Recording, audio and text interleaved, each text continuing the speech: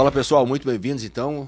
Luiz, 21º episódio hoje do nosso Marvelcast. Maravilhoso. Cada vez se superando mais? Sempre, Eduardo. Que bonito, cara. Estamos buscando cada vez convidados aí para nos trazer histórias, motivações, conhecimentos. Exatamente.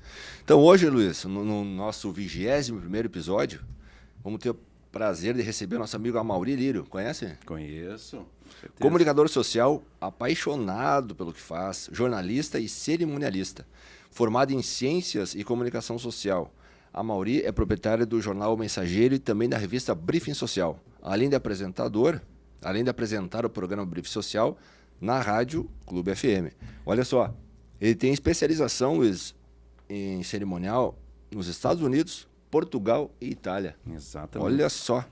Não é o Viu? Mas e vou te dizer uma coisa, Luiz. Hoje a responsabilidade é muito grande, né, cara? Com certeza. Será que não vamos passar vergonha? Nós não vamos passar vergonha aqui hoje, Luiz. Tomara que não. Não, vamos aprender com esse cara. Vamos aprender com ele. Vamos aprender com ele.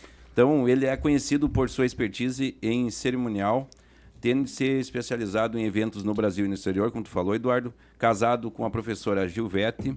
É pai da Valentina, mestre em estatísticas em São Paulo, e o Henrique, acadêmico de educação física. Então, vamos conversar com esse cara aí maravilhoso, um cara conhecido na nossa sociedade. Mas antes, pessoal, a gente quer fazer o convite para seguir nossas redes sociais e da Marvel. A gente está fazendo esses episódios aí realmente para trazer informação, trazer motivação.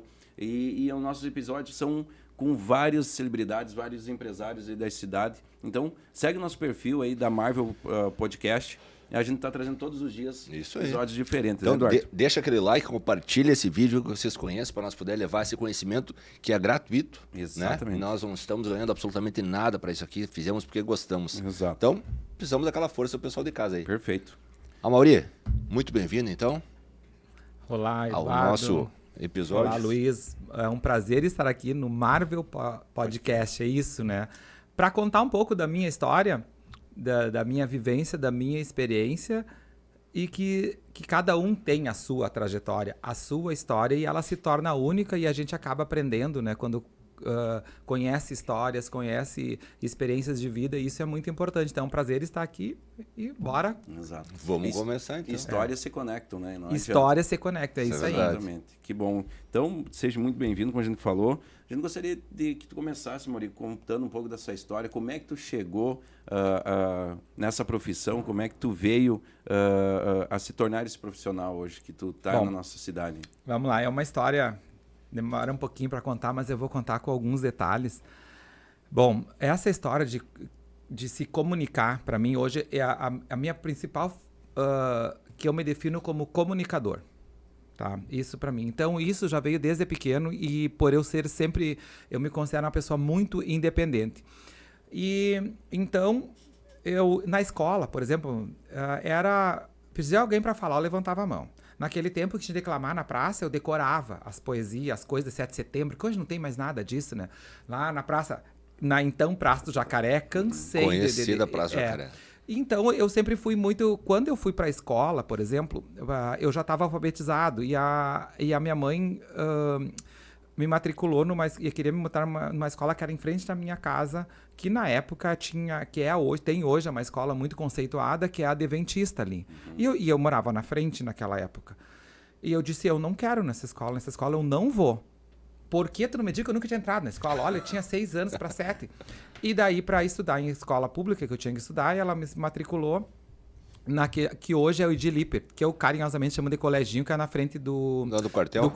Que a Edi Lippert, na época, era a cidade de Santo Ângelo. E eu não fui a primeira série, mesmo estando alfabetizado, porque eu não tinha 6 anos e 3 meses, porque eu faço aniversário em março, então eu tinha 6 anos, eu tive que fazer o pré-jardim da época de novo, porque não aceitava, era a regra. Eu me sujeitei a fazer de novo, e desde o primeiro dia minha mãe foi lá na escola e disse, não precisa levar, eu vou sozinha. Independente. E ela ficava me olhando na esquina ver se eu ia, porque, entendeu? Era, sim, uma criança, né? Eu criança com então, 6 essa anos. coisa veio sendo. Eu estudei lá até a 4ª série, que na 4ª série, na época lá, eu tinha 8, 9, eu acho, na 4ª série. Tinha que eu fui prefeito por um dia da cidade, eu tenho orgulho de dizer isso. Porque tinha não me lembro quem é o prefeito da época agora. Eles tinham, no dia da criança, no dia 12, eles botavam as crianças das escolas públicas em todos os cargos. Eles convidavam, e da minha escola eu fui convidado, e a escola, que era a cidade de Santo Anjo, o cargo era prefeito. Então a gente ficou um dia lá, né? Na prefeitura. Mandando lá. na cidade. Mandando na cidade, aquela coisa. Então é uma experiência que tem e que foi legal. Depois eu sempre estudei em escola pública. Daí depois eu fui na época era Polivalente, que hoje é Pedro II. Daí eu estudei da 6ª à 8ª série. Eu fazia teatro, eu tocava na banda, eu falava sempre foi para esse lado. E sempre muito CDF. Isso eu gosto de dizer, porque, mesmo? assim, muito, muito, muito. Eu não admitia tirar nota baixa. Isso era uma coisa minha. Minha mãe, meu pai era militar, minha mãe também, mas todos com pouco estudo, entendeu? Mas isso Mas tinha cobrança de casa? Não, Exato. nunca. Não? Foi Tua nunca. mesmo. Nunca. Tua iniciativa? Nunca. A minha mãe, ela disse, não, o meu irmão não ia, que era um pouco mais velho, era uma briga, né, pra ir na escola, e eu não queria sair da escola, mas sempre foi uma coisa minha. Porque eu não tinha, ali as minhas irmãs sempre foram mais velhas, e quando eu comecei a ir pra escola, daí logo elas já casaram, porque eu ia também pra Fundames com a minha irmã, que ela fez ciências também, em 73 ela se formou. E eu ia quase toda noite eu ia com ela. E ficava lá na faculdade lá dela. Então eu acho que talvez seja isso o gosto. Daí eu tinha 14 anos, quando eu terminei a 8ª série, e eu sempre quis era sair de casa. E surgiu uma oportunidade de eu estudar fora, fazer um ensino médio fora. Eu não sabia nem para onde é que era. E eu fui fazer a Escola Técnica de Curtimento de Coro do Senai, uma escola do governo, em turno integral, e que para entrar precisava fazer uma seleção. E essa escola de curtimento de coro, ela tem 3 escolas no mundo. Uma em Estância Velha, que é no Brasil, que é perto de Novo Hamburgo, outra nos Estados Unidos e outra na Itália. Então, eu não sabia disso, sabia muito pouco. E como eu parei lá? Porque o meu cunhado, que casou com a minha irmã, ele fez essa escola e veio trabalhar no Curtume aqui, no então Curtume Basco, conheceu o casar, daí eu sabia, e a minha irmã estava morando em Estância Velha, e eu quis ir, porque era uma forma de eu sair, era uma oportunidade de sair de casa, mas eu não sabia o que era coro, nada, eu só fui sair de casa. Com que idade isso? Eu tinha 14, eu fazia 15 em março, eu fiz o teste em dezembro para entrar em março, logo eu fiz 15, né? 14 para 15. E então eu passei em primeiro lugar nessa seleção, onde tinha alunos do Brasil todo, e depois a gente tinha contato também com os alunos todos da América Latina. Do México para baixo, tinha alunos, sabe? Que todo mundo ligado na área do coro, eu não era. Eu nem sabia o que era. Mas enfim, eu queria sair de casa. Apareceu a oportunidade. Sofri muito, porque essa escola, como tinha muita gente de fora, eles iam mais velhos. Eu era uma criança. Eu era um dos mais novos. Eu e um amigo meu que foi daqui. Nós éramos os mais novos. Só que ele era maior que eu, sabe? Eu era pequeno, não tinha a altura que eu tinha hoje quando eu tinha 15 anos. Eu demorei um pouco mais para crescer. Então, assim, ó, foi muito sofrido o primeiro, o segundo ano, assim, até eu me adaptar, mas eu não desisti. Se enturmar, porque era aula o dia todo. Eu fazia esporte, eu gostava de jogar vôlei, e lá tinha história de bicho, sabe? Daí eu cheguei lá, eu já quis entrar na equipe, e o professor me chamou pra jogar. Quando eu fui no treino, o cara já olhou pra mim e disse assim, um deles, que era tudo mais velho, barba na cara, nem barba tinha, e daí dizia assim, ué, já estão deixando o bicho jogar? E como eu sempre fui muito assim, eu sou aluno, o professor me convidou, também pode jogar, porque bicho não pode jogar? Eu sempre enfrentei, mesmo com medo, mas eu enfrentei. E, enfim, e fiz parte do time, daí eu fui fazendo as amizades, e me formei na escola. E tudo, sempre fui bem na matéria, porque eu sempre fui isso, eu faço o que eu quero. Daí depois, era 3 anos e mais um ano de estágio, fiz estágio aqui no Curtume e acabei ficando aqui. Não era a profissão que eu queria. Mas eu ganhava bem. Mas eu ganhava bem. Mas valeu a experiência, né? Era uma experiência, mas eu ganhava. Depois eu fazia bem feito o meu trabalho e tal. Daí aí que despertou, que acho que eu revivi todo esse lado, porque quando entrei no Curtume, eu entrei em chão de fábrica. Eu terminei e depois eu chegava de manhã, eu tinha 300 funcionários me esperando para fazer. Eu tinha 18 anos na época. Mas eu cuidava da metade do Curtume, o outro colega que veio comigo, meu amigo André, a outra metade tinha o diretor técnico que cuidava de tudo, depois mais o presidente. Era essa a questão da parte técnica da história. Então, isso, imaginou, eu tinha 18 anos, eu lidava com pessoas de 40, 50, 60 que trabalhavam há anos. Daí, foi desafiador. Isso foi muito bom e eu fui passando até que depois eu acabei parando nos últimos tempos no departamento de compras de matéria-prima. Pelo conhecimento que eu tinha, foi a época que eu viajei o Brasil todo e todo o Mercosul em busca de matéria-prima e tal. Passei, acho que os últimos 4 anos, 5, eu passei viajando. Então, isso também me abriu portas. Bom, daí no Curtume, eu ajudei a fundar a Associação João Basso, né, que era a do Curtume, são dos funcionários, daí o nome era João Basso. Eu não fui presidente só no primeiro ano. Depois, até fechar, eu fui presidente todo o tempo. Então, eu fazia festas, eu escolhia a rainha dos funcionários. À época, o Andres era prefeito e ele fez aqueles loteamentos lá no Santa Bárbara, foi lá? Né, lá, esse mesmo. Eu fui lá, marquei audiência na cara dura e disse, eu quero 100 terrenos. E ele me deu 100 terrenos, porque eu provei que eu tinha uma assistente social e que eu ia dar um funcionário, eu ia dar um pedreiro, ia ajudar na matéria-prima, no tijolo e coisa, porque o Curtume tinha condições, a gente construiu junto, cada um, o funcionário tinha que ajudar, né? Sim. E tem gente que tem casa até hoje lá. Outros construíram, depois venderam, mas tem gente que tem casa e virou. Então, assim... Mas a comunicação tá na veia já desde pequeno, então, né, cara? E a independência daí foi também. essa vivência. Só que, tipo assim, vamos dizer que eu não era feliz, eu era feliz. Eu ganhava meu dinheiro, ganhava bem, mas... E daí eu fui suprindo com isso. Daí quando o Curtume fechou em 97, e eu sabia que ia fechar, eu apaguei a luz. Sabe aquele dia que você apaga a luz? Eu apaguei a luz da minha sala e isso aí, fechou. É isso que aconteceu. Porque eu não queria ir embora. Eu já tinha meu apartamento, a Gil dá aula na URI até hoje, já dava aula e tal. Eu disse... daí eu trabalhava já 2 anos free na tribuna fazendo coluna social. E não tinha nada a ver com coluna social com o que eu fazia lá, né? Tá, não tem noção. Mas o que eu sofria das pessoas, meu Deus, o cara tá lá e faz coluna social. Mas o preconceito. Eu ia perguntar... Daí como que eu cheguei na coluna? Sempre gostei da noite, né? Isso desde eu vivo à noite, eu disse, você me diz, eu não sou boêmio porque eu não posso. Entendeu? Tem que trabalhar no outro dia, aquela coisa toda, né? E daí eu sempre gostei. E eu tenho um amigo que virou meu compadre, que é o Mauro Kreutz, que mora em São Paulo. Hoje, ele disse, mas por que tu não escreve? Tu tem que fazer. Não sei o quê. Daí o João Batista acabou me chamando lá. E eu tenho certeza, eu já disse isso pra ele, eu tenho certeza quando ele me chamou lá, ele disse, eu não posso dizer não pra esse cara, sabe? Pra fazer. Por quê? Porque como eu era presidente, ele era político, ele era vereador, eu fazia, juntava os funcionários lá, ele naquela época podia fazer comício. Tinha um interesse. E nós chegamos a ter 300, 400 funcionários no Curtume, se não mais, sabe? Imagina, e daí, família daí chamava, ele abria a porta, tudo de boa, né, assim, e tal. Daí eu acho que ele vai fazer uma, vai desistir. Sério. Tanto que daí ele pediu pra mim, que dia você quer? E eu disse... quarta e sexta, os piores dias. Naquela época tinha jornal diário. Porque podia sábado, que é coisa, quarta e sexta. Ele me deu, assim, 2 colunas que a gente chama no jornal de alto a baixo, que isso deve dar 8,5 cm por 30 e poucos. Preto e branco e tal. Isso foi 22 de novembro de 96. Tá. Comecei a fazer e tal, daquilo ali. Chega dezembro, daí sempre janeiro e fevereiro tinha período de férias, o jornal ficava terça, quinta e sábado. Tá, mas o que tu escrevia na coluna? A coluna social, já fazia, já ia pedir, fazia da sociedade, coisas que eu faço hoje. Agora, da onde que eu fui atrás? Como é que teve essa iniciativa? Daí eu disse, eu vi dos outros, daí eu comecei a me inspirar e fui fazendo, daí eu fui criando o meu estilo. Tanto que na primeira coluna que eu lembro, eu fiz a cobertura, vamos dizer assim, do Broto Santo Anjo que a Fátima Catani fazia. Daí eu vi que tinha que ir lá, eu fui lá no Jornal das Missões, na cara dura, Fátima, tu tem foto do teu evento que eu quero divulgar. Por que tu quer divulgar? Eu vou fazer uma coluna, na cara dura. Pode perguntar pra ela. Ela me deu as fotos ali, eu comecei. A primeira coluna tá com a Carla Taborda, que acho que trabalha no Santander, foi embora, tá lá que foi Broto Santo Anjo na época, e por ali. Ali eu comecei. E daí eu fui me enfiando nos eventos, vai vindo os convites e coisa, e eu fui tendo matéria pra isso. Daí nesse primeiro ano, quando chegou, eu disse, bom, se o jornal fica terça, quinta e sábado, não tem coluna. Ele disse, não. Ele disse, tu vai fazer sábado, nas férias, tu vai continuar nas férias. Daí eu fiz nas férias, continuei, ele me deu, e daí logo ali, naquele ano, foi em 96, em março de 97, quando cheguei, ele disse, tem página inteira. Daí eu acho que ele enxergou o potencial. Que legal.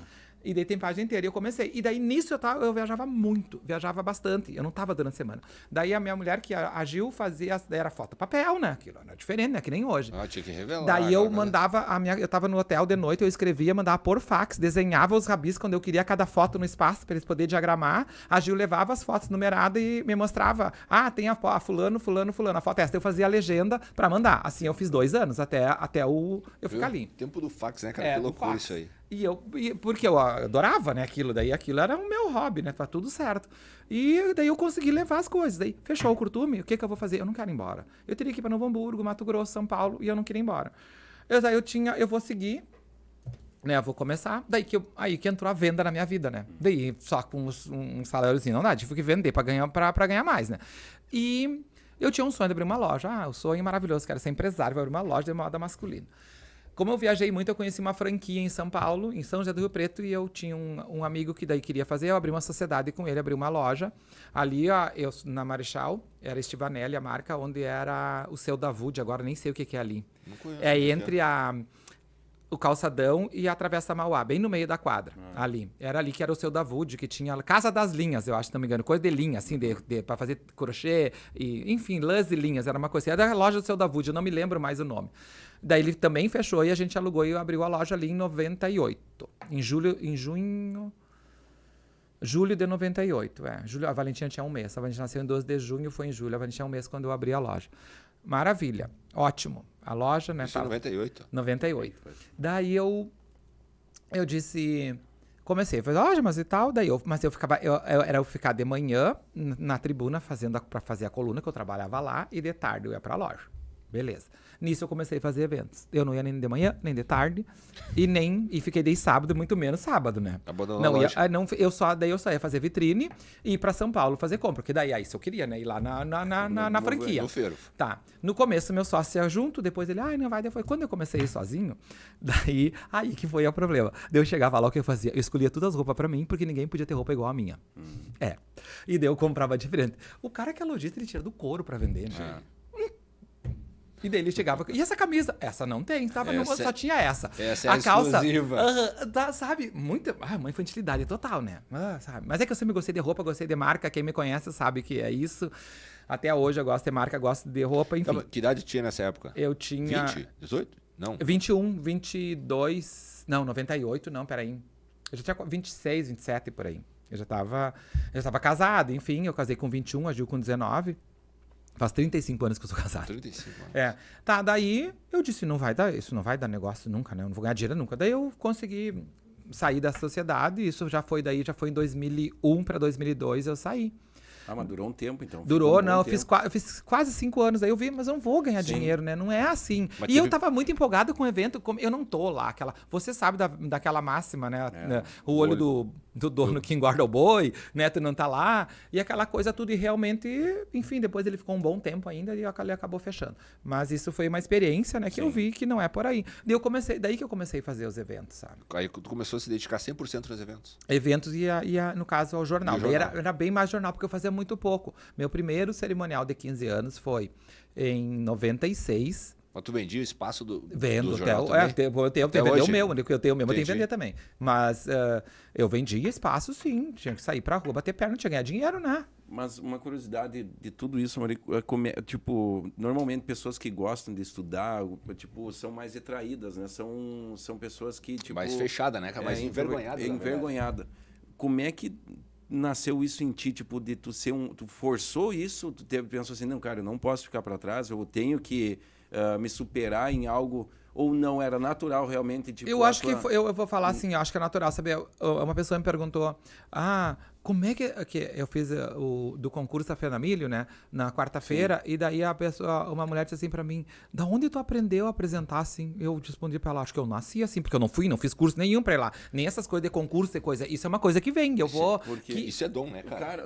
Sério, eu não tô... É verdade, ela perguntou, daí me veio na cabeça assim, eu disse, eu acho que eu nasci assim, eu falei pra ela, porque eu não fui fazer um curso apresentar, pra montar concurso de beleza, pra fazer concurso disso ou daquilo. Natural. Aquilo foi acontecendo. Porque eu uso um exemplo, na reinauguração da minha empresa, eu tinha 8 anos de empresa, a gente mudou de espaço, Maurício sem papel nenhum, sem nada, cara, na frente de todas as pessoas ali, fez a abertura, apresentou, não me conhecia. Então, tipo assim, cara, isso é muito legal. Eu tenho um pouco dessa coisa do improviso. Isso pra mim, por isso que eu me dou melhor em rádio, em falar, do que pra escrever. Pra escrever eu já...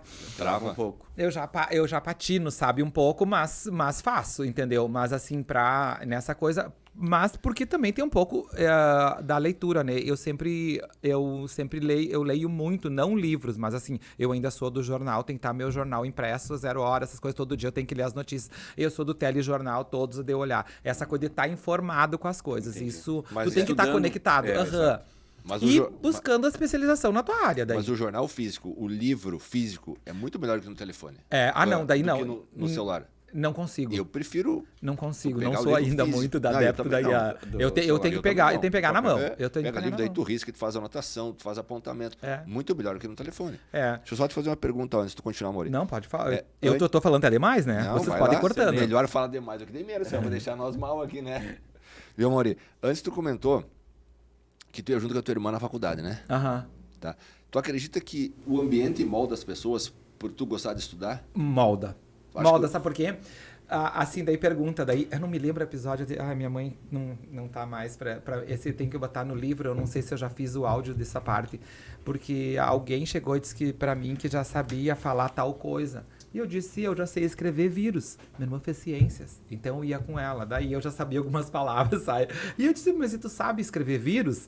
Entendeu? Que eu sabia falar, é uma coisa. Então isso, porque que o ambiente molda a gente, assim, ó. A gente tem, a personalidade, o caráter, a gente se molda com o número de pessoas que a gente convive, porque aquele ambiente, o ambiente é muito difícil tu conseguir superar aquilo, se tu faz parte daquilo, tu traz um pouco daquela essência de onde tu vive, com quem tu convive, acaba, mas assim, tu tem que, eu, por exemplo, se fosse por isso, de tudo, da onde eu vim mesmo, da forma como eu vim, meu pai militar com uma criação rígida, essas coisas, sabe? E eu saí totalmente da pá virada, assim, de independente, não sei o que. É aquilo que eu sou hoje, de bater de frente, eu batia de frente com meu pai e com a minha mãe desde pequeno. Ele chegava assim, e o meu pai era muito duro, e daí chegava e... Mas ele era bravão? Ele era, mas é que eu também sou o último, né? Nós somos 6, eu sou o mais novo. 6 irmãos. Somos 6. Então, e de todos eles, o que sempre bateu o pé pra conseguir as coisas fui eu. Eu chegava, eu quero ir. Eu entrava dentro do carro e não saía, porque depois, quando eu já estava maiorzinho, meu pai estava aposentado do quartel, né? Porque eu sou o último. Então, ele saía, ele era gostava muito de futebol, era do tempo da ESA, do Tamoio, do Grêmio, do Elite, ele estava sempre envolvido naquilo. Ele foi capa da Placar, eu posso contar isso, que é uma coisa bem inusitada na época. E daí eu entrava no carro, que ele dormia logo depois do almoço, e eu ficava dentro do carro esperando dele, e eu não saía. E ele me chama, na minha casa me chamam de mano, e ele, o que tu quer? Eu quero comprar tal coisa, e eu não vou sair dentro do carro, se não for. As minhas irmãs, ninguém batia o pé. Ele não dava. Eu ia. E eu comprava pra mim e pro meu irmão, que é o penúltimo. Porque ele não pedia nada. Nunca ele pedia nada. Ele tira a roupa do corpo e dá pros outros, sabe? Ele é totalmente diferente. Tá tudo bom. Aquela coisa, tudo bem, tudo tava muito boa. Eu comprava pra mim e pra ele sempre. Sempre foi assim. Então... E não batia ciumeiro nos outros irmãos? Eles, por exemplo, assim, daí o outro, daí eles Já já eram mais estavam velhos. quase 10 anos daí. Entendeu? Eu fui a rapa do tacho. Mas era de apanhar alguma coisa? Se eu era rígido de cobrança? Meu pai nunca me bateu. Legal. A minha mãe me prometia. Porque eu não voltava na aula na hora, eu ficava jogando no campinho, e daí eu chegava atrasado, eu tinha que... Porque a gente tinha que lavar louça, a gente tinha que lavar a calçada, eu sempre tive as obrigações em casa. Sim. Eu não podia sair à tarde sem fazer isso. Mas sabe que essas obrigações, hoje, eu tenho 3 guris. Todo mundo faz uma coisa em casa. Porque senão fica muito cômodo pra essa gurizada, pra essa juventude de hoje em dia, né? Aí o que acontece? Um lava a louça, o mais velho lava a louça, né? O pequeno dá uma organizada na sala dos brinquedos, da bagunça. O outro vai acender as toalhas, né? Então, se não, é muito fácil. Acorda mais perto do meio-dia, aí vai para um telefone, aí vai jogar um videogame, e aí vai almoçar e fica tudo perfeito, tá tudo bom. Vocês Mesmo vão que ter tu que possa pagar para ter alguém para fazer, eles têm que dar isso porque é uma responsabilidade, porque eles vão morar sozinho, né? Vão, exatamente. Vocês têm que ter responsabilidade. Vocês têm que arrumar o quartinho de vocês, a cama. Pai, esse dia o Vitor disse, pra que arrumar a cama, pai? Senão nós vamos dormir de noite. Cara, isso te ensina a ter responsabilidade. É só isso. É que né? Eu acho que os tempos são muito diferentes hoje. Antigamente, os mais velhos eram, às vezes, os pais, ajudavam a cuidar dos irmãos mais novos. A minha irmã mais velha que cuidava de mim, porque... como referência. Mas que tinha mais cobrança, eu acho, antigamente. Sim, mas será que não? Acho que a quantidade de irmãos ali, tudo isso... Porque quando meus pais saíam à noite, porque essa história de ir em festa e coisa, meus pais sempre iam em baile, em festa, em tempo. Daí ficavam os filhos, daí as minhas irmãs não iam todas, sempre tinha alguém pra cuidar, sempre tinha aquilo que ficava. Então eu tenho muitas histórias dessa irmã mais velha, que hoje a minha irmã mais velha deve ter 75, talvez. 76, eu não sei bem a idade, bem mais velha que eu, né? Ela já tinha 20 anos quando eu nasci. E tu usava elas como referência ou não? Tipo, sim, como até que tu disse. Essa é que ajuda pra faculdade, né? Não, não era a Leda era mais velha, era a Ieda. A Ieda que se formou em ciências, era a penúltima, a entendi. segunda. Entendi. Ela que ia comigo. Que eu ia com ela porque eu tava assim, mas você acredita que eu ia na boate com ela? Com que idade? Devia ter 7 e 8, mas pera, é domingo de tarde. É domingo de tarde. Como é que era matinê, não era? Era matinê. Sabe onde era o Belvedere, o cinema? Não sei se vocês são daqui. Não. Eu não sei que é a Montpar, eu acho que tem lá. Na Marechal. Na Marechal com a Santa Rosa. Com a Santa Rosa. Entre a Santa Rosa e a 22 de março. Ali era o cinema Sim. Belvedere. Daí tu descia umas escadas, chamava boate, e eu entrava no meio delas pra ficar lá. Ou elas acham que elas me levavam junto pro pai poder deixar. Alguma coisa assim, mas eu ia. Tá. E eu lembro disso porque a coisa que acontecia. Como tem histórias que a gente não esquece, né? Pode passar o tempo que for. Tem coisas que marcam. Não, mas é tudo isso. Olha a mudança do tempo que tu pode, se a gente parar e analisar hoje. Saiu de casa com 14 anos. Hoje, como é que uma criança vai sair? A gente não deixa, né? Não deixa. As Super leis proteção. também restringem muito. E antigamente não tinha. Hoje, para uma criança ir para a rua para brincar também é algo muito difícil. Mas eu acho que, me corrija se eu estiver errado, eu acho que o mundo de hoje em dia é muito mais violento, muito mais perigoso do que era antigamente. Muito. Porque na minha época, né? Cara, eu ia pro colégio a pé e não era pertinho, cara. Ia de manhã. Eu ia pro colégio a pé. Eu voltava a pé. Né? Hoje, eu acho muito mais perigoso a gente não deixa, tu deixar teu filho ir pra escola hoje. Por quê? Porque tu não sabe as pessoas que estão caminhando na rua, se elas estão bem intencionadas, se elas estão mal intencionadas. Droga. Né? Então hoje tem muita coisa que talvez antigamente tinha, mas não era de tão fácil acesso. Olha assim, eu lembro quando eu fui o primeiro dia para lá, para estudar, o ônibus até Porto Alegre não tinha até como ir para a estância, nem tem ônibus direto lá. Eu e esse meu amigo, eu arrastando a mala, ele ainda tinha uma mochila, ele era mais descolado assim que eu. E eu tinha uma mala gigantesca que eu nem conseguia com peso. Eu pesava 60 quilos, entendeu? Era cor e osso.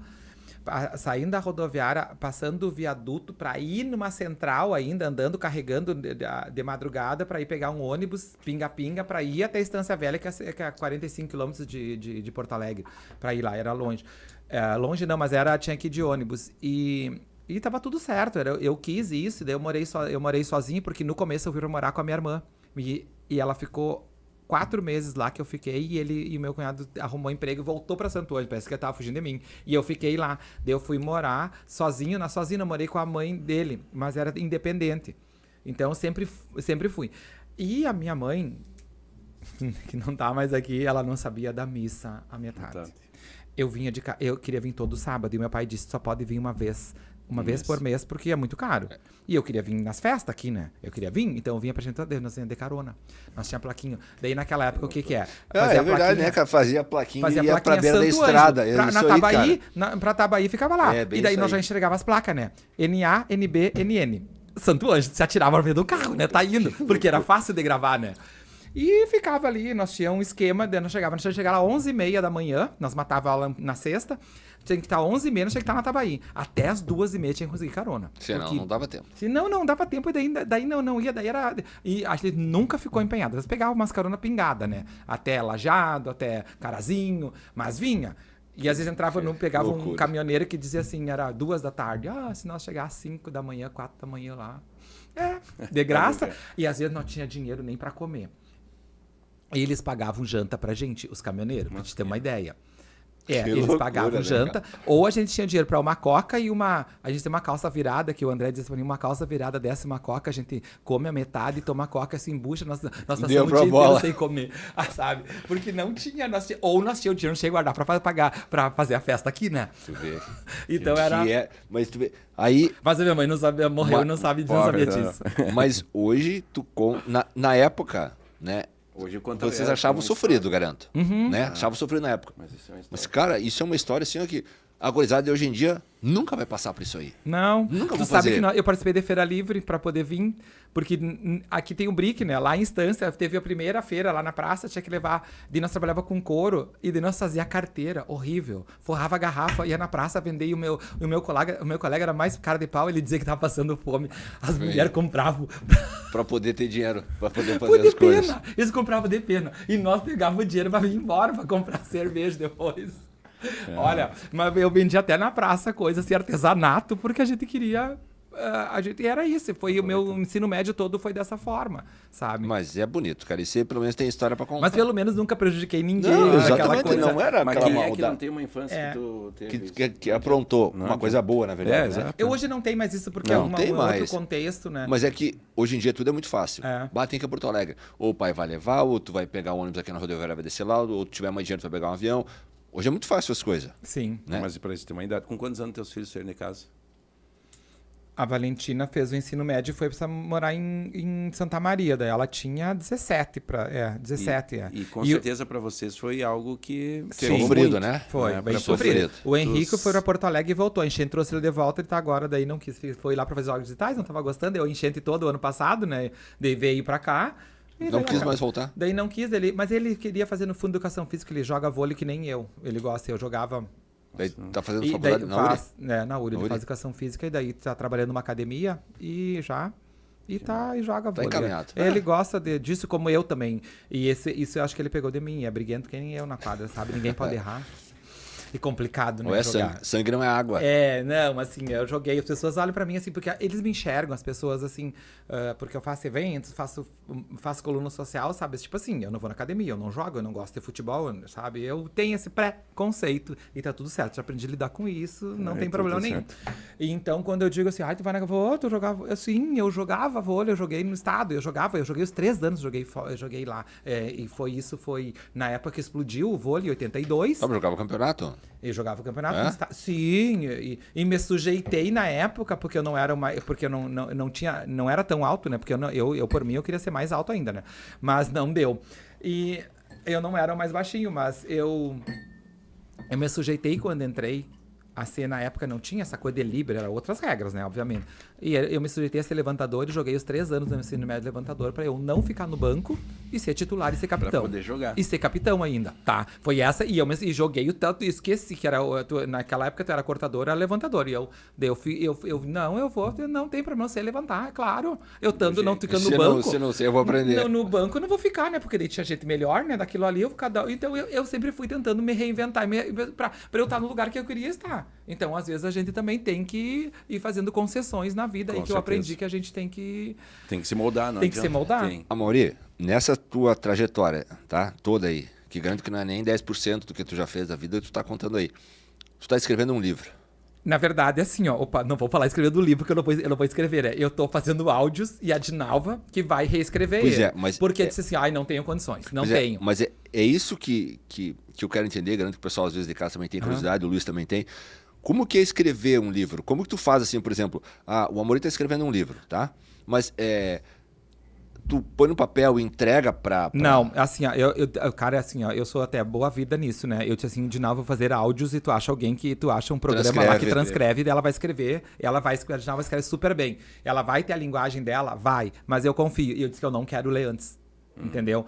Então a gente tem um roteiro, que eu tô atrasado, aliás, eu disse mais ou menos como é que eu queria, era contar a minha história toda desde o início e alguns fatos pitorescos da história toda. Tá, mas esse é o padrão de escrever um livro ou não? Não sei. Não sabe? Não sei, eu sei que eu disse que eu queria sim. E por que o Amaury quer escrever um livro? Porque eu quero contar a minha história e que ela fique registrada. Porque, por mais que eu tenha uma boa parte da minha história registrada, porque eu tenho todas, por causa da minha sogra, eu tenho todas as páginas, tudo que eu já escrevi no jornal, ele está encadernado. Tem tudo guardado? Tá tudo encadernado, isso é verdade. Não tá o último ano, né? Cada ano ela me entrega ela manda encadernar, tudo que eu escrevo, ela vai colecionando. E daí eu tenho tudo. Por mais que eu queria contar a minha história. Eu acho que também partiu daquela, todo homem tem que escrever um livro, plantar uma árvore, ter essa coisa, sabe? Assim, eu disse, eu quero contar a minha história. Tá bom, pelo menos para deixar registrado. Mas não tinha uma pretensão, eu quero. Por quê? Às vezes eu falo, eu sou mal interpretado da maneira, porque eu sou um pouco, às vezes, quando eu converso com pessoas eu sou muito agressivo, parece que eu sou agressivo e coisa, e não é. Às vezes, no meu entender, eu não tô, e às vezes eu tô sendo, mas não é intencional. Mas enfim, isso é uma coisa que eu trabalho comigo. Mas eu sempre disse, isso faz muito tempo, eu não vim nessa vida a passeio, a minha marca vai ficar. Amém. Entendeu? É isso que isso eu tenho proposta. Isso eu quero fazer as coisas. Isso eu quero deixar a minha marca. Deixar um então legado. eu quero deixar um livro que conta a minha trajetória. Se é a melhor ou não é a minha trajetória. E tá tudo certo. Respeito todas as. Não é que eu tenho fazendo para ser um. Não, eu quero ter isso como um registro de deixar. Mas sabe que isso é uma coisa importante mesmo, né? Claro que sim. Se tu for ver, porque todo mundo, quer dizer, todo mundo não, mas o básico das pessoas é o quê? Nasceu, cresceu, trabalhou, morreu, né? Então, eu acho que essa preocupação que tu tem, às vezes, de escrever um livro, de deixar uma história, de deixar um legado, de tu deixar uma empresa para os teus filhos darem continuidade, né? Mas esse tipo de Uma herança de conhecimento, né, cara? Porque às vezes as pessoas se preocupam muito assim, ó, eu tenho que deixar R$1 milhão pro meu filho, eu tenho que deixar muito dinheiro pro meu filho. Mas às vezes, o conhecimento que tu vai deixar para ele, no futuro ele vai fazer muito mais dinheiro, falando só de dinheiro agora, do que tu deixaria. E se ele não tiver o conhecimento... Os meus filhos sabem que a herança deles serão fotos. Perfeito. E as memórias, é isso? Tudo lá em casa ainda é impresso graças à minha mulher, não é eu, tá? Não pensa que eu sou o bom da história. Ela que é a organizada da família, ela que é. E se eu sou o que eu sou hoje, é graças a ela que ela tá ali, é a crítica número 1, ela enfia o dedo na cara e disse, não tá legal. E eu aprendi a ouvir. Porque às vezes que eu não ouço, eu quebro a cara. Entendeu? Enfim, tem sempre... A gente não faz nada sozinho. Mas tá certo. As fotos que tu tirou do teu telefone, tu olha elas? Eu não. Não, né? Se ela estiver impressa, quando chegar uma visita lá, de vez em quando, aquelas fotos impressas tu vai buscar. Lá em casa tudo tem álbum, graças a ela. E até ontem a gente estava falando sobre isso. Vocês sabem qual é o tempo de uma herança em dinheiro, das maiores heranças que tem? Qual que é o tempo? Eu acho que tem muitos fatores. Quantas gerações? Eu acho que tem muitos fatores que não, mas a média, assim. existe uma média disso. Não sei. É no máximo 3 gerações. Cara, tu já pensou, tu constrói, tu se mata e faz um monte e junta dinheiro e faz isso. Deixa de viver, né? Deixa de viver e aproveitar o momento. momento. Acumular alguma coisa, para em 3 gerações aquilo ali não ir. Então, o que vai prevalecer é o legado que tu deixar, é a história que tu deixar, é quem foi a pessoa, né? Porque isso eu acho que vai fazer diferença. Assim, e agora eu tava lembrando, assim, quando me perguntou, eu nunca tinha me perguntado por que eu nem eu me perguntei por que eu quero escrever o livro, e isso foi a primeira coisa que veio.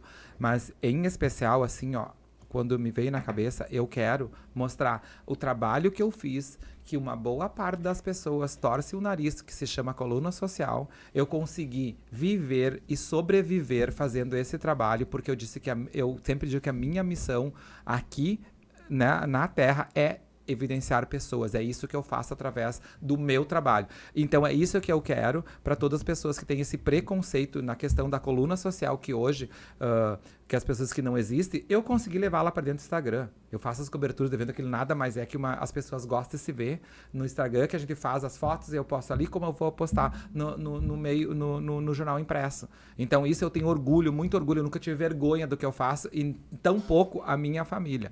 Porque as pessoas têm esse preconceito, entendeu? A respeito disso, e eu quero deixar isso, sabe, que eu vivi e que é uma parte boa, porque eu tenho o privilégio, enquanto jornalista, até então, que eu só conto o lado bom da vida. Eu não preciso fazer polícia, eu não preciso fazer nada enquanto jornalista. Até então eu não precisei, porque eu escolhi um outro lado. E quando eu fui fazer a faculdade de jornalismo, vou voltar só um pouquinho, já falo no jornal, porque a minha formação, quando eu saí do meu ensino médio, eu tava ganhando bem, eu não queria fazer faculdade, tipo assim, logo. E a minha mãe disse que eu tinha que fazer.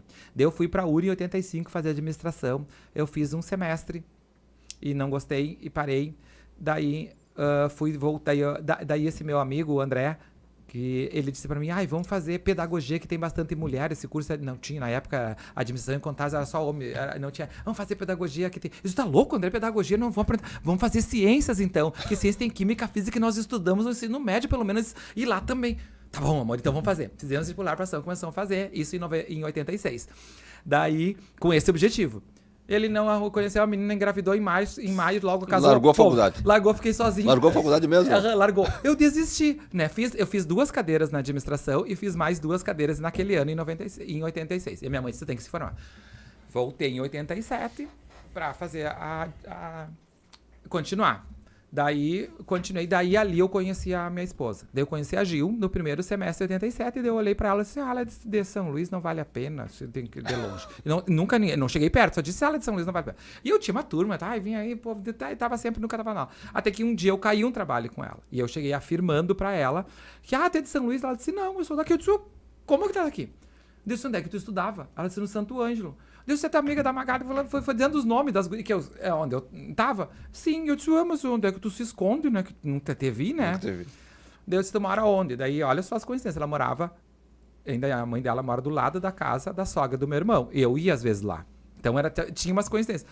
E ela tinha namorado, daí passou o semestre, em agosto, daí em setembro ela terminou com o namorado dela, nós começamos a namorar em setembro de 87. A gente casou em 89.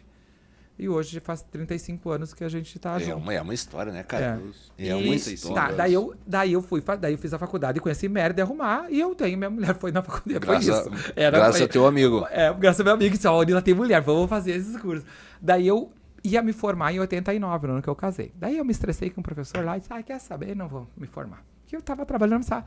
Parei, a Gil continuou, porque entrou ano depois, ela se formou em 90 na licenciatura curta, e eu parei.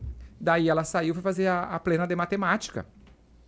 E era mais 2 anos. Daí, em 92, quando ela foi se formar, eu disse, eu vou voltar. Eu tava no fim, eu faltava fazer uma coisa lá.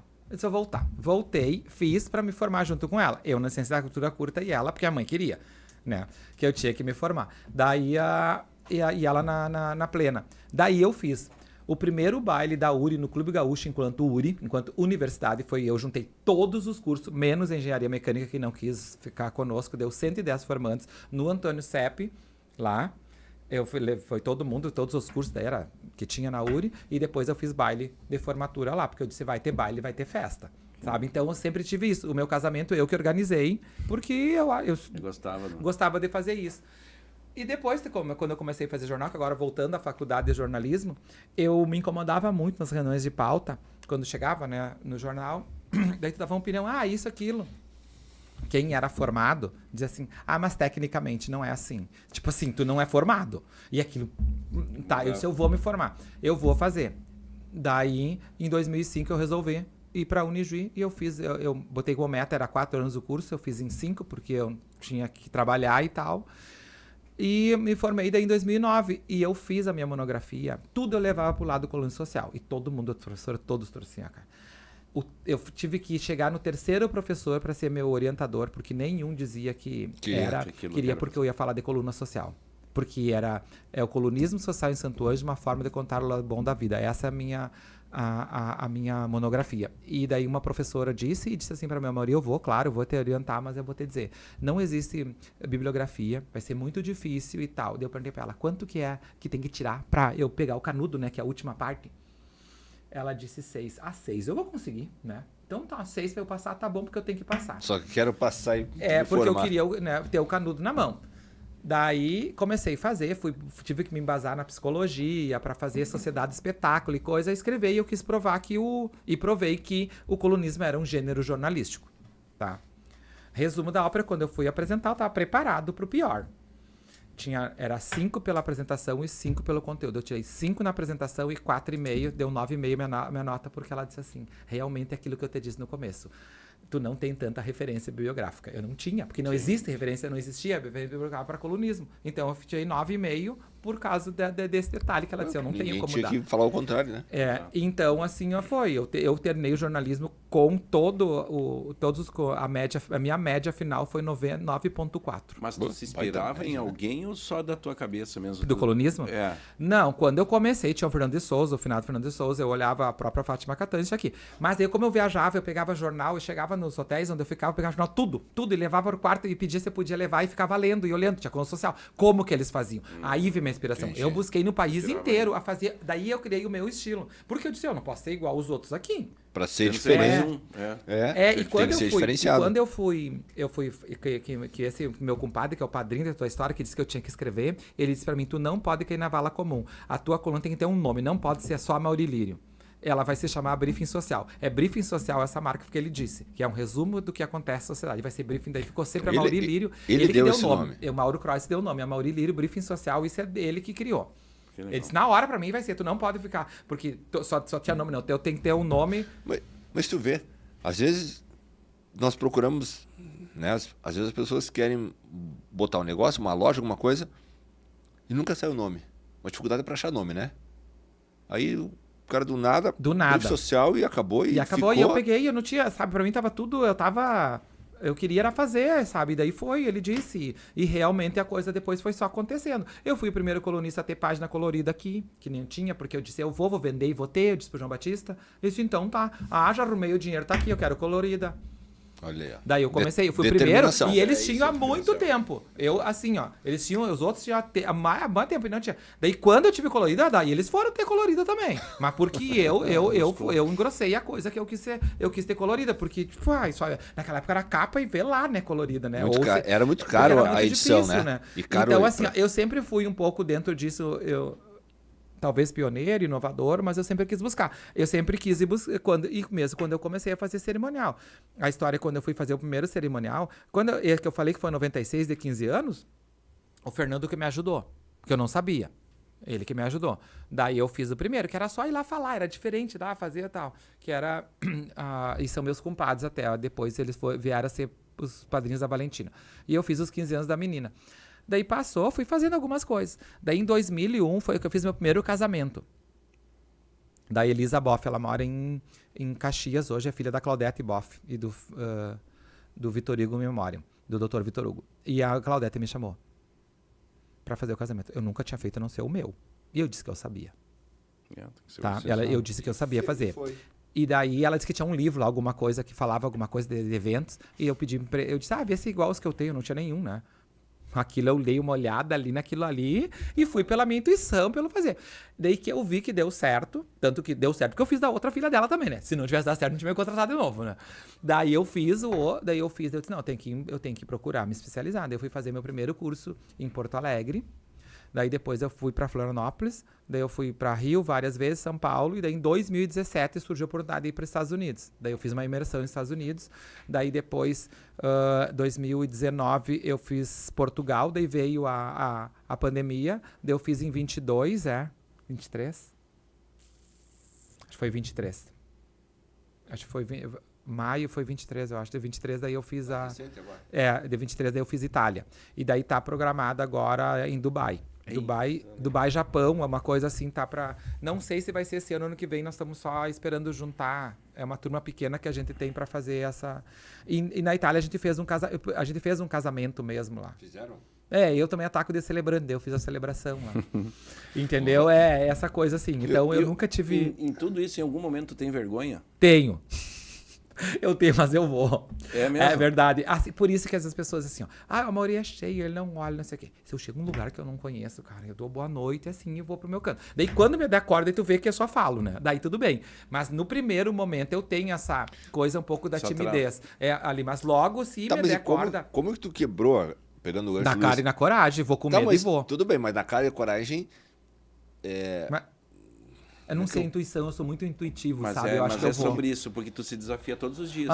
Com certeza tu vai no lugar, porque eu sou muito disso também. Eu também sou um cara que tem vergonha. Daí parece que a gente é cheio, que tu não cumprimenta. E muitas vezes acontece aqui que eu tô trabalhando, eu não sou anfitrião pra cumprimentar todo mundo, abraçar e beijar. Eu nunca fui disso também.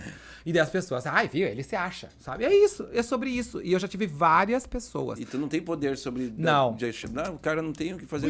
Mas esses dias... Mas só um pouquinho, Maria. Viu, tem que ter uma chave ali, cara, que tu gira pra te perder essa vergonha, pra te se desinibir. Sim, tem, eu acho que tem. Mas é que, assim... Então me dá essa chave aí, cara. Mas vinha desde pequeno, por exemplo, eu ia pra praça. Eu lembro como se fosse hoje. Lá no Cidade Santo Ângelo, que é o de Lippert, eu devia estar na 3ª, 4ª série, aqueles jograis, sabe? 15 stofs, cada um lia. Mas eu não consigo chegar na frente das pessoas. Lá na frente, bem na rua que era. E a professora, ela já faleceu, a Norma, que dava geografia. Ela disse, tu declama na praça amanhã? Eu disse sim. Ela tem que decorar. Sim. Eu virei à noite pra decorar. No outro dia tava eu lá com rádio, que tinha rádio, eu tava lá falando as 15 estrofes. Agora, como eu não sei. Mas é sobre isso. O problema, Eduardo, que às vezes tu não vai subir num palco porque tu ou tu não entende tu já sobre o assunto, ou você não estudou sobre o assunto. Daí eu aí não tu vou. vai travar. Daí eu não vou. Aí pode ser, eu acho que essa pode ser o coisa melhor daí, cara. Pode ser o cara eu mais me preparo, bom do mundo. assim, é por isso que eu disse, lembra que eu falei sistema NHS, na hora sai, na hora não sai, eu procuro me preparar, porque eu tenho muito medo disso, porque tu tem que estar preparado para. É porque no momento que tu subir num palco, no momento que tu for falar, conhecer, cara. o cara, exatamente, cara, tu tem que mostrar autoridade no assunto no que tu tá falando. Ou tu ir com a folhinha pra ela te dar uma segurança e tu poder... Menos mal. Mas como é que Porque tu vai subir num palco, Luiz? Cara, como é que tu vai dar uma palestra? Como é que tu vai fazer um evento, por mais que seja pra uma turma pequena? Lendo. Mas, Eduardo, hoje, se tu parar pra olhar uma apresentação, muitas vezes tem um apresentador de slide lá dando os tópicos pro cara poder falar. Ele vai passar... Tem ele um vai- ponto. Isso, Ou tem hoje o em teleprompter também que tá ali, que tá passando com o telejornal, tudo assim, né? Exatamente. Eles têm aquilo ali, tem a interatividade. Por isso que eu digo, eu faço ao vivo essas coisas assim. Muitas vezes eles têm ensaio antes daquilo, eu não tenho ensaio, às vezes não tem. Mas eu preciso do texto, tem coisa que tu precisa de texto. Por exemplo, quando eu faço 15 anos... Tá, mas, viu, tu dá mentoria, tu dá curso disso aí? Nunca. Pô, tá perdendo tempo e dinheiro. Né? Já tem quando- 2 alunos aqui.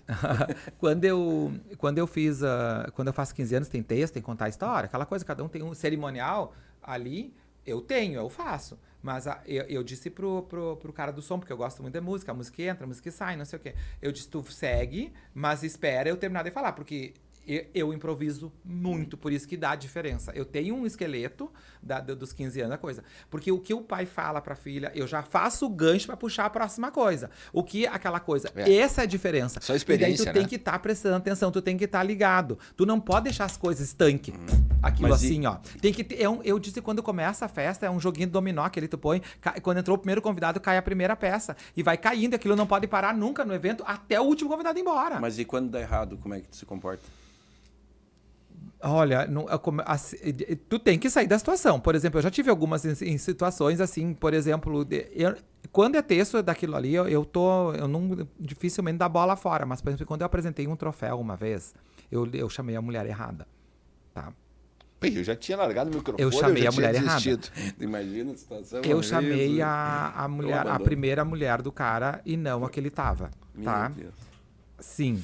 Daí quando eu disse pra tinha a outra Não, mas foi junto- só uma brincadeira, pessoal, não tem Não, nada a ver com a Eu história. chamei e daí...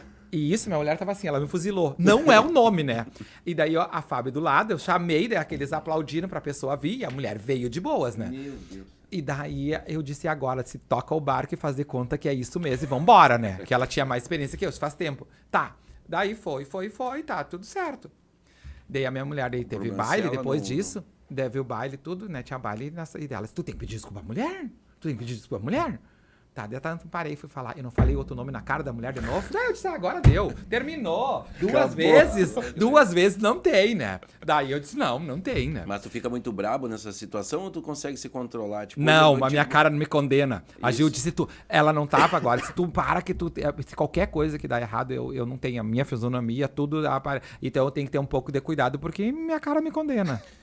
mas assim, tipo, quando tu errar, tu sabe. Agora o problema é quando o outro erra e tu tá na situação. Aí de eu tento ajudar. Daí não, aí não dá, porque tu não pode expor ali. Isso, Essa exato. questão, não, daí, peraí, tu tá... Não, daí Tu consegue fazer que essa nem ela controle. me ajudou, fica quieto que deu certo. Ninguém, não, vambora, segue. Vamos ajudar. É o nome tá lá, tá, vai embora, né? Daí tá tudo certo. Aí é que tá, não é tu enfiando o dedo na cara dos outros. Às vezes eu fico brabo com a situação comigo mesmo, né? Que eu Entendi. fico, sabe, faço Nervoso. caras e bocas por causa disso, né? Legal. Então, aí, porque não adianta as pessoas não... É como tu disse antes, as pessoas não sabem o que tá nos bastidores da coisa. E na frente tu tem que... É. Tu O pode único estar... roteiro, quem sabe o roteiro é tu. E às vezes assim, claro que tem evento assim que dá vontade de sentar e chorar, sabe? Puta merda, porque assim, ó, às vezes você dá... Porque não sai conforme Não, às vezes tu não, acha que vai sempre sair. tem, sempre imprevisto. tem o ao vivo, a coisa, tu tem que tomar decisão e é tá aquilo ali. Então tu tem que estar seguro no que tu faz, por isso que tem evento que acontece e tem evento que não acontece. E eu tenho muitas a coisa de energia, sabe? Tem que querer fazer as coisas, sabe? Tem que gostar Tem que botar muito, energia. porque senão se a energia não é boa até de quem tá fazendo a festa, É, só a fica coisa sem graça, né? Fica sem graça, Fica morno, assim, é verdade. Viu? Nesse teu meio aí, ó, já que nós estamos falando de oratória, de apresentação, de fazer... Deixa umas dicas aí, então, para essa gurizada que às vezes está começando na comunicação. Eu fico... Às vezes querem começar, mas não sabem de que jeito. Vamos deixar uma... Assim, ó, eu acho que sempre foi a história de você ser o mais natural possível, a espontaneidade. Porque tu acha que eu não sei, assim, ó. E outra coisa, a gente se olhar e saber seus defeitos. Por exemplo, quando vai falar... Eu não tenho uma voz de locutor. Eu fico pé quando eu vejo aqueles caras, aqueles vozeirão. Eu queria ter, tá? Mas aí, tu tem que partir para uma coisa. Eu não tô apresentando um jornal. Eu tô apresentando, por exemplo, eu tô fazendo um evento. E aí vem uma coisa que tem que pôr emoção. E daí, se você não entra com a alma e o coração, tu pode ter o vozeirão que for. Não vai E a dar, coisa não. E tá lendo no jornal. Fica uma coisa morna. Lê o jornal e tá tudo deu a notícia. E é isso aí. Agora, num evento social, em especial, cara, não adianta ter voz bonita, precisa ter emoção. E é aí que eu vou me destacando na coisa, porque eu sempre coloco emoção, eu incorporo, eu escolho uma música adequada. Tu tem que chamar as pessoas. Botar energia. Tu tem que botar energia. Não, e isso marca. Quantos anos faz que tu tá no rádio? Que tu faz participação? Tu tem um grande. De rádio, sim, eu fiz um tempo, parei, agora eu voltei de Isso, novo. mas lá no primeiro tempo, quantos anos faz? Isso, quando eu comecei a rádio, acho que foi. Eu fiz a primeira vez rádio em 2008, 2009. Pois é, porque isso marca. A voz, o modo que tu se comunica marca. E muita gente lembra disso. Isso é legal. Então, assim, tu tem que ser, é uma coisa assim, tu pode ter inspirações, eu sempre tive inspirações, sabe? Por exemplo, a coluna social, com quem tu se inspirava de fato, que tá na minha monografia, com a Mônica Bergamo, que escrevia na Folha de São Paulo. Porque ela não falava só de festas, ela dava a opinião dela, ela fazia isso que eu fiz a diferença. Porque sempre dizia assim, e nunca fui de vender fotos na coluna, que eu disse, tem que pagar pra sair. Eles pagam pra sair em capa e coisa assim. Lá dentro, porque que eu sempre travei o pé, porque no momento que a pessoa paga, ela faz o texto, tem que botar isso, e eu não gosto. Tu me dá as informações, eu faço o texto. Entendeu? Eu não venho com texto pronto. Não, eu quero eu fazer, porque eu tenho uma linguagem própria, minha, e é isso que faz a diferença no meu trabalho. Daí se você paga e dá, eu vou fazer um quadrado e vou dizer que aquilo tá pago. Então as pessoas, elas têm uma coisa errada, que todo mundo que tá lá pagou pra sair. Não. Porque eu fui sempre contra disso de pagar. A não ser a pessoa comprar uma página, botou lá, até eu faço, mas geralmente assim, as pessoas, as fotos que tem as pessoas que circulam, essa é a diferença. Tá. E como que tu vê assim a tendência, por exemplo, do jornalismo, a tendência do cerimonial com a chegada das redes sociais, com a chegada da inteligência artificial? Tu acha que isso pode te prejudicar em algum momento? E até a pandemia. Ou vai pandemia, entendeu? Ou isso concilia, isso te dá um apoio? Ou tu vai se adequando às novas tecnologias e o mundo não mercado. para e tu tá fora. Eu ia estar fora se com a pandemia eu não fosse pro Instagram. Hoje eu tô ganhando dinheiro com o Instagram e foi. Porque eu relutei, porque, por exemplo, assim, por ser mais velho, por exemplo, eu tive uma empresa me chamou isso em 2004. Fizeram um site, me deram um site e eu alimentei 2, 3 meses. Isso aí não vai dar dinheiro nunca. Se eu tivesse com aquele site, eu tinha evoluído nesse meio. Então, imagina, de 2004 para cá, isso são 21 anos. Era para eu estar inserido nisso. E eu comecei a praticamente me inserir mesmo com a pandemia. E daí com toda a dificuldade, porque tu não nasceu com o dedo no telefone, entendeu? Então, para mim foi uma superação. Para mim é uma superação eu fazer isso. E eu tenho que me adequar. Por isso hoje tudo eu jogo no Voz. O meu jornal todo vai para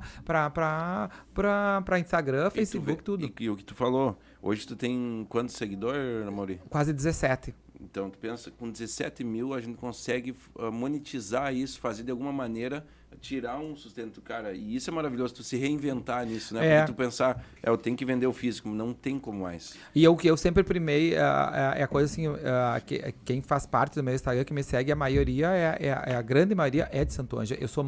Eu consegui esse papel aqui. Por isso que eu tô tendo esse retorno, sabe? E mesmo assim, se tu parar pra pensar, cara, nós temos 80 e poucos mil habitantes, né? Como é que pode? A gente não conhece todo mundo. Não tem como. Não atinge todo mundo, não pensa, porque tu é o fulano. Não tem. Mas isso é incrível, né? E às vezes a gente da cidade acaba não valorizando. As pessoas, na verdade, não conseguem valorizar. Às vezes o pessoal de fora te dá mais importância e escuta o que tu fala ou o que tu publica do que o pessoal da cidade. Tu tem crítica no teu Instagram? Tem. Não, assim, não, porque assim, eu nunca fui polêmico, né? Sim, podem falar o que quiser, eu não vou responder no Instagram. Não vou, jamais. Não vou, jamais. Nada sobre nada, entendeu? Então eu nunca dei abertura pra alguém também ir lá. Tá, mas tu acha que a polêmica, agora que o Luiz falou, tu acha que a polêmica traz benefício? Às vezes, dependendo do que sim, tu polemizar alguma coisa, o problema o problema é que daí começa com coisas infundadas, as pessoas daí elas perdem a mão, perdem, daí começa a vir entendeu? É Acaba uma discussão, daqui a pouco começa uma coisa, estamos falando de outra. que daí tu começa a puxar assunto, né? Daí tu poderia ter tido razão no começo, tu acabou perdendo totalmente a razão, porque daí tu acaba desfocando tudo. Daí eu acho que é desnecessário isso. E querendo ou não, a internet deu voz e vez para todos. Para todo mundo, isso é verdade. Né? Então, daí cada um tem que saber onde quer meter, né? E eu não vou, eu sei que pode acontecer coisas e eu fico... É igual tu disse, por que tu vai se envolver em política, em briga, em morte, em coisas se não faz sentido? Exatamente. Né? Então, tipo, é sobre isso. Pode fazer o lado, entre aspas, mais tranquilo. Hoje eu me orgulho que eu tenho um jornal que eu não tenho nenhum político atrás de mim, entendeu? Então eu posso fazer como eu quero, entendeu? Eu posso noticiar o que eu quero porque eu não tô, eu não sou filiado e não tô preso nem A, nem B, nem C. O jornal é meu, entendeu? Entendi. Ponto. Eu sou responsável por tudo aquilo que tá lá dentro. Legal. Então isso hoje pra mim é motivo de orgulho, sabe? Porque eu não tenho ninguém, sabe? Porque é diferente, tu sabe? Quando tem um político pra trás, vem verba, não sei o que, consegue mais coisas, fica preso. É mais fácil, entendeu? Disso ali. Mas eu não tenho, essa vez eu não, agora que eu tô sozinho, então, claro, tem tudo o ônus e o bônus, né? É tudo normal, a minha responsabilidade. E hoje, eu tava falando que o porquê do livro, né? Pra em comemoração meus 30 anos de comunicação, que eu comemoro esse ano. Então, vou fazer um evento. Todo ano eu faço um evento, né? Mas esse é especial porque eu comemoro 30 anos no... 30 anos de comunicação, cara. Como é que o cara Que loucura, né? Vai fazer 30 anos, eu faço esse evento e todo ano eu faço. E isso surgiu, esse tipo de evento, quando eu fiz 5 anos, em 2001. 2001, eu fiz a primeira comemoração que eu fiz de aniversário de comunicação, porque foi quando eu completei o primeiro ano de programa, que eu tive um programa por 4 anos na RBS. Também briefing social, que eu mostrava, eu tinha 2 minutos e meio no intervalo da novela das 8, toda segunda-feira. Pô, horário nobre ainda. Para mostrar os eventos da cidade. Eu fiz por 4 anos. Eu não sabia disso aí. Também não. Eu fiz por 4 anos lá. Legal. O briefing social que tinha e mostrava os eventos, era bem bacana também. Eu adorava, né, fazer. Mas depois também a questão de custo, questão tudo em Santa Rosa, e daí foi as coisas. A RBS por si só mudou também, né, bastante. Então. Mas e dava mais nervosismo apresentando na RBS ou não? Era gravado, né? Daí a gente gravava, né? A coisa dava pra gravar, falar mais de uma vez, né? Difícil, não tinha entrada ao vivo, né? Era gravação. Era chamada ao vivo. Não, era gravado, porque daí a gente gravava e... Normalmente eu pegava a festa no final de semana, editava na segunda-feira de manhã e de noite ia na segunda-feira já ia o evento pra TV. Então, assim, foi uma parte bem bacana disso aí. Eu gostava de fazer. E garanto que contribuiu muito pro teu conhecimento, né? Sim, aprendi muito ali na coisa de edição, de coisas que eu não sabia, porque eu ia direto para uma ilha de edição, então isso é bom. É bom a gente saber também, ter noção. Tu vive. Mas eu sempre dizia como é que eu quero, eu sempre fui metido, assim, de dizer, eu quero assim. Eu gosto assim. Então, tu fazia posicionava, né? Na frente às vezes das a pessoa câmeras... diz, Mauri, mas isso não dá. Daí tá, tudo bem, Sim. também não sou dono da verdade. Mas assim, eu sempre tentei colocar a minha forma de fazer para não ser igual também, né? Tentar procurar a gente se diferenciar, né? Porque... Pode falar.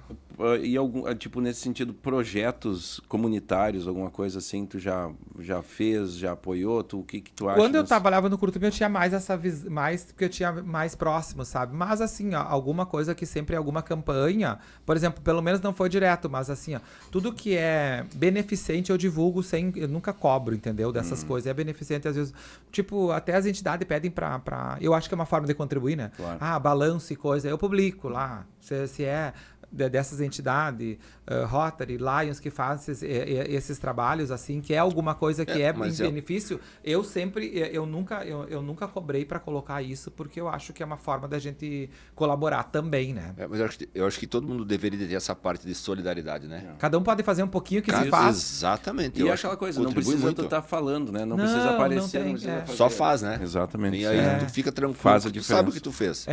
Que nem tem aquele Natal dos Amigos, eu acho que é um grupo que que eu tô lá, não sei nem quantas pessoas tem, daí dizem, contribui, tá, eles vão, e daí ajudar a escola e tudo certo, ele não saiu em lugar nenhum. Exato. Entendeu? Tem um grupo lá fechado, cada um, sabia. e tá tudo certo. E todo ano faz anos que tem, daí cada um ajuda com o que pode, juntou, lá vai ser feito tal benfeitoria em tal lugar, vai fazer como tal coisa. Só diz isso. Daí depois no dia lá, quem pode ajudar lá a fazer, contratou, sei Entendi. lá. Mas de boa, assim, não tem foto, não tem nada da coisa, Mas assim. isso aí deve ser que nem a do... Aquela cartinha solidária Aham, eu dos sempre, Correios, né? todo ano eu pego uma. Aliás, eu nem pego, porque eu boto na minha caixa ou boto embaixo do jornal. Todo ano eu faço da cartinha. Aí vai surgindo, viu? Eu faço. Não lembro, mas eu faço isso todo ano. Eu acho que é o Pois mínimo. Isso aí, eu acho que a maioria do pessoal poderia fazer, porque às vezes o pedido que tá lá é Deus insignificante. Que eu digo assim no sentido de Uma cesta valor. básica, uma cesta básica. Tá. De valor para a pessoa é insignificante. Mas quem vai receber esse presentinho de Natal significa muito. Muito. Né? Então, às vezes, estão lá uma cesta básica, um carrinho, né? Uma boneca. Eu quero uma roupa para minha irmãzinha. Né? É bem isso. E Fábio, que a maioria pede para os outros, da dentro da família. Exatamente. Aham, Então, isso nós fizemos também, já que nós estamos falando nesse assunto, nós vamos, compramos doce, pirulito, bala, chocolate, aí nós montamos as cestinhas, nós vamos distribuir. Tu tem que ver a facerice dessas crianças quando recebem. Por isso que eu digo sempre é barato ser feliz, né? Muito. E tu dá exemplo dos teus pequenos, né? Então, tipo, isso é maravilhoso. A saber dividir, né? Exatamente. A mostrar a realidade. Eu falo isso quando falo saber dividir, porque eu acompanho assim, essa parte de coluna social de coisas, as pessoas é um mundo de futilidade. Eu sempre vivi e convivo com pessoas que têm um poder aquisitivo bem mais alto que eu. Eu não posso ser uma pessoa deslumbrada, que agora eu vou sair acompanhando todo mundo. Eu nunca tive meu pé no chão. E os meus filhos eu criei dessa forma, sabe?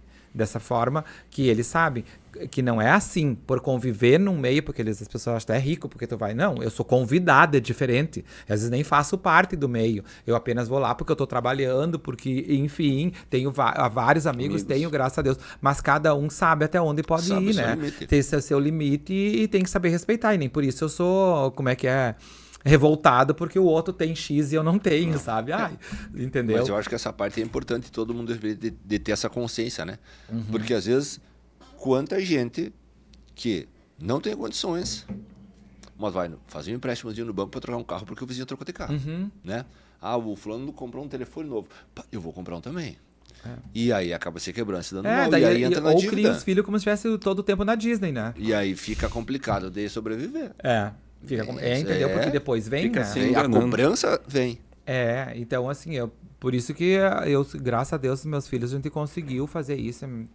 Na minha filha até mais que porque eu sou o que mais sou mão aberta em casa, né? É mesmo?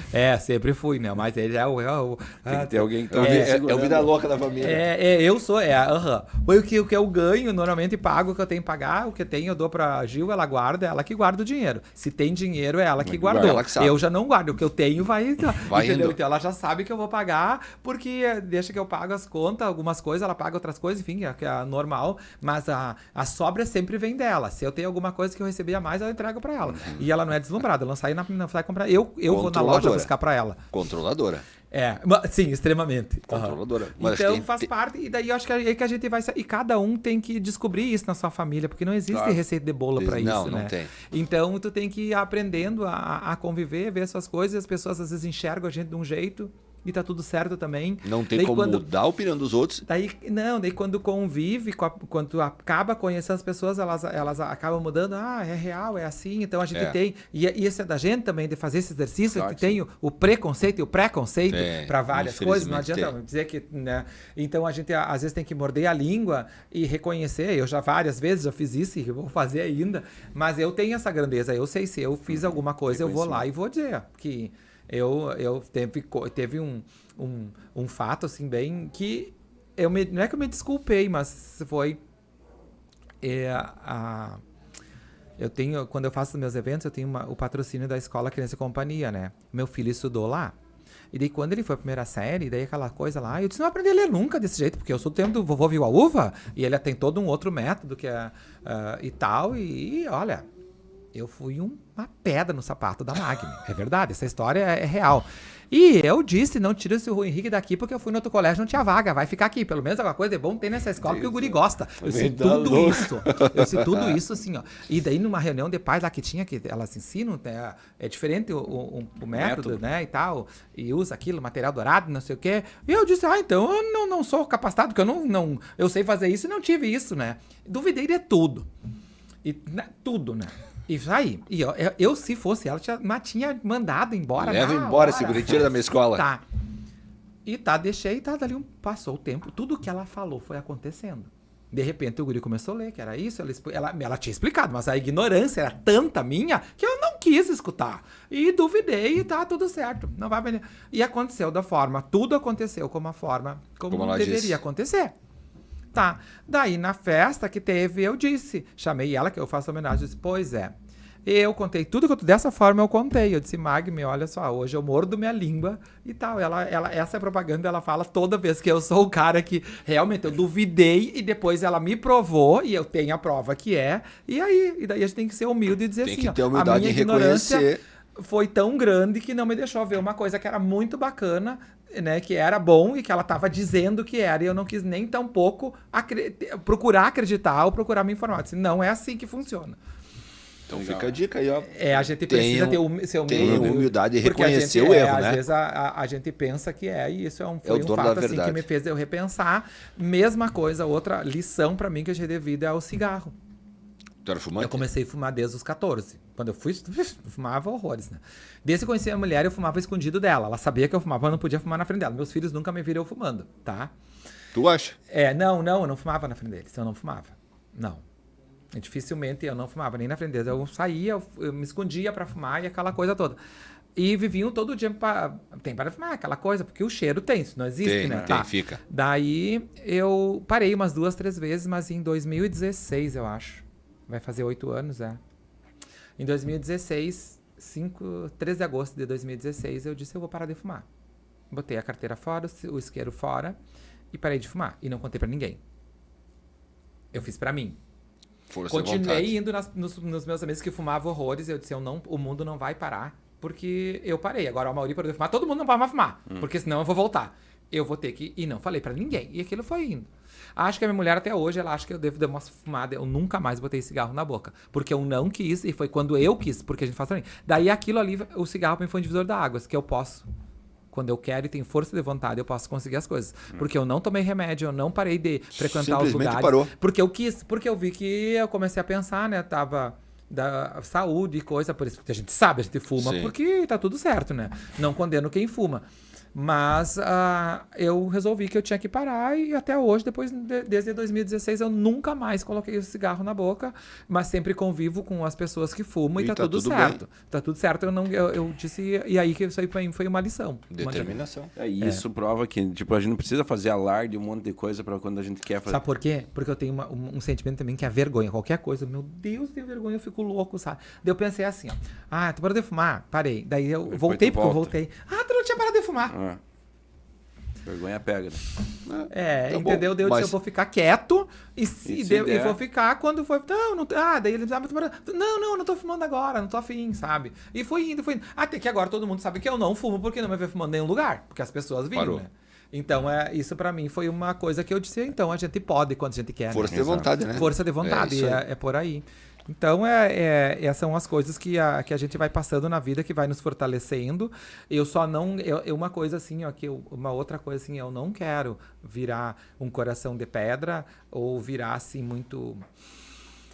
Como é que eu vou te dizer assim? Porque com tudo que vai acontecendo no dia a dia, com as pessoas que tu tem, com a convivência que tu tem, com as experiências que tu tem, sabe? Às vezes a vida vai te trazendo assim, meu Deus, parece que tu não pode, sabe? Aquela coisa. Eu disse, não, isso eu não quero perder. Eu vou dizer pra vocês, eu acredito no ser humano, o ser humano é bom, até que me prove o contrário. Porque a gente tem que aprender que as pessoas boas são infinitamente maiores do que as pessoas que não são tão boas assim, e a gente se apega no lado ruim, e a gente tem que aprender... Mas que a gente sempre vê o lado ruim da coisa, né? A gente entendeu? Consegue ver o lado bom. Eu sou uma pessoa que eu me considero otimista e eu procuro ver o lado bom, procurar o lado bom e ver e procurar entender o motivo porque levou a pessoa a fazer isso ou não que...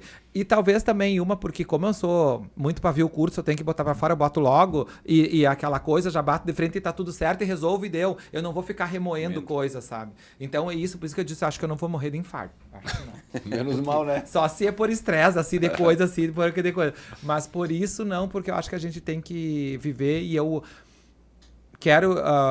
e como eu sempre... Isso eu trago muito presente na minha vida, que eu falo que o meu slogan, por causa desde a minha monografia, curtir o lado bom da vida, mostrar o lado bom da vida, que é o que eu mostro.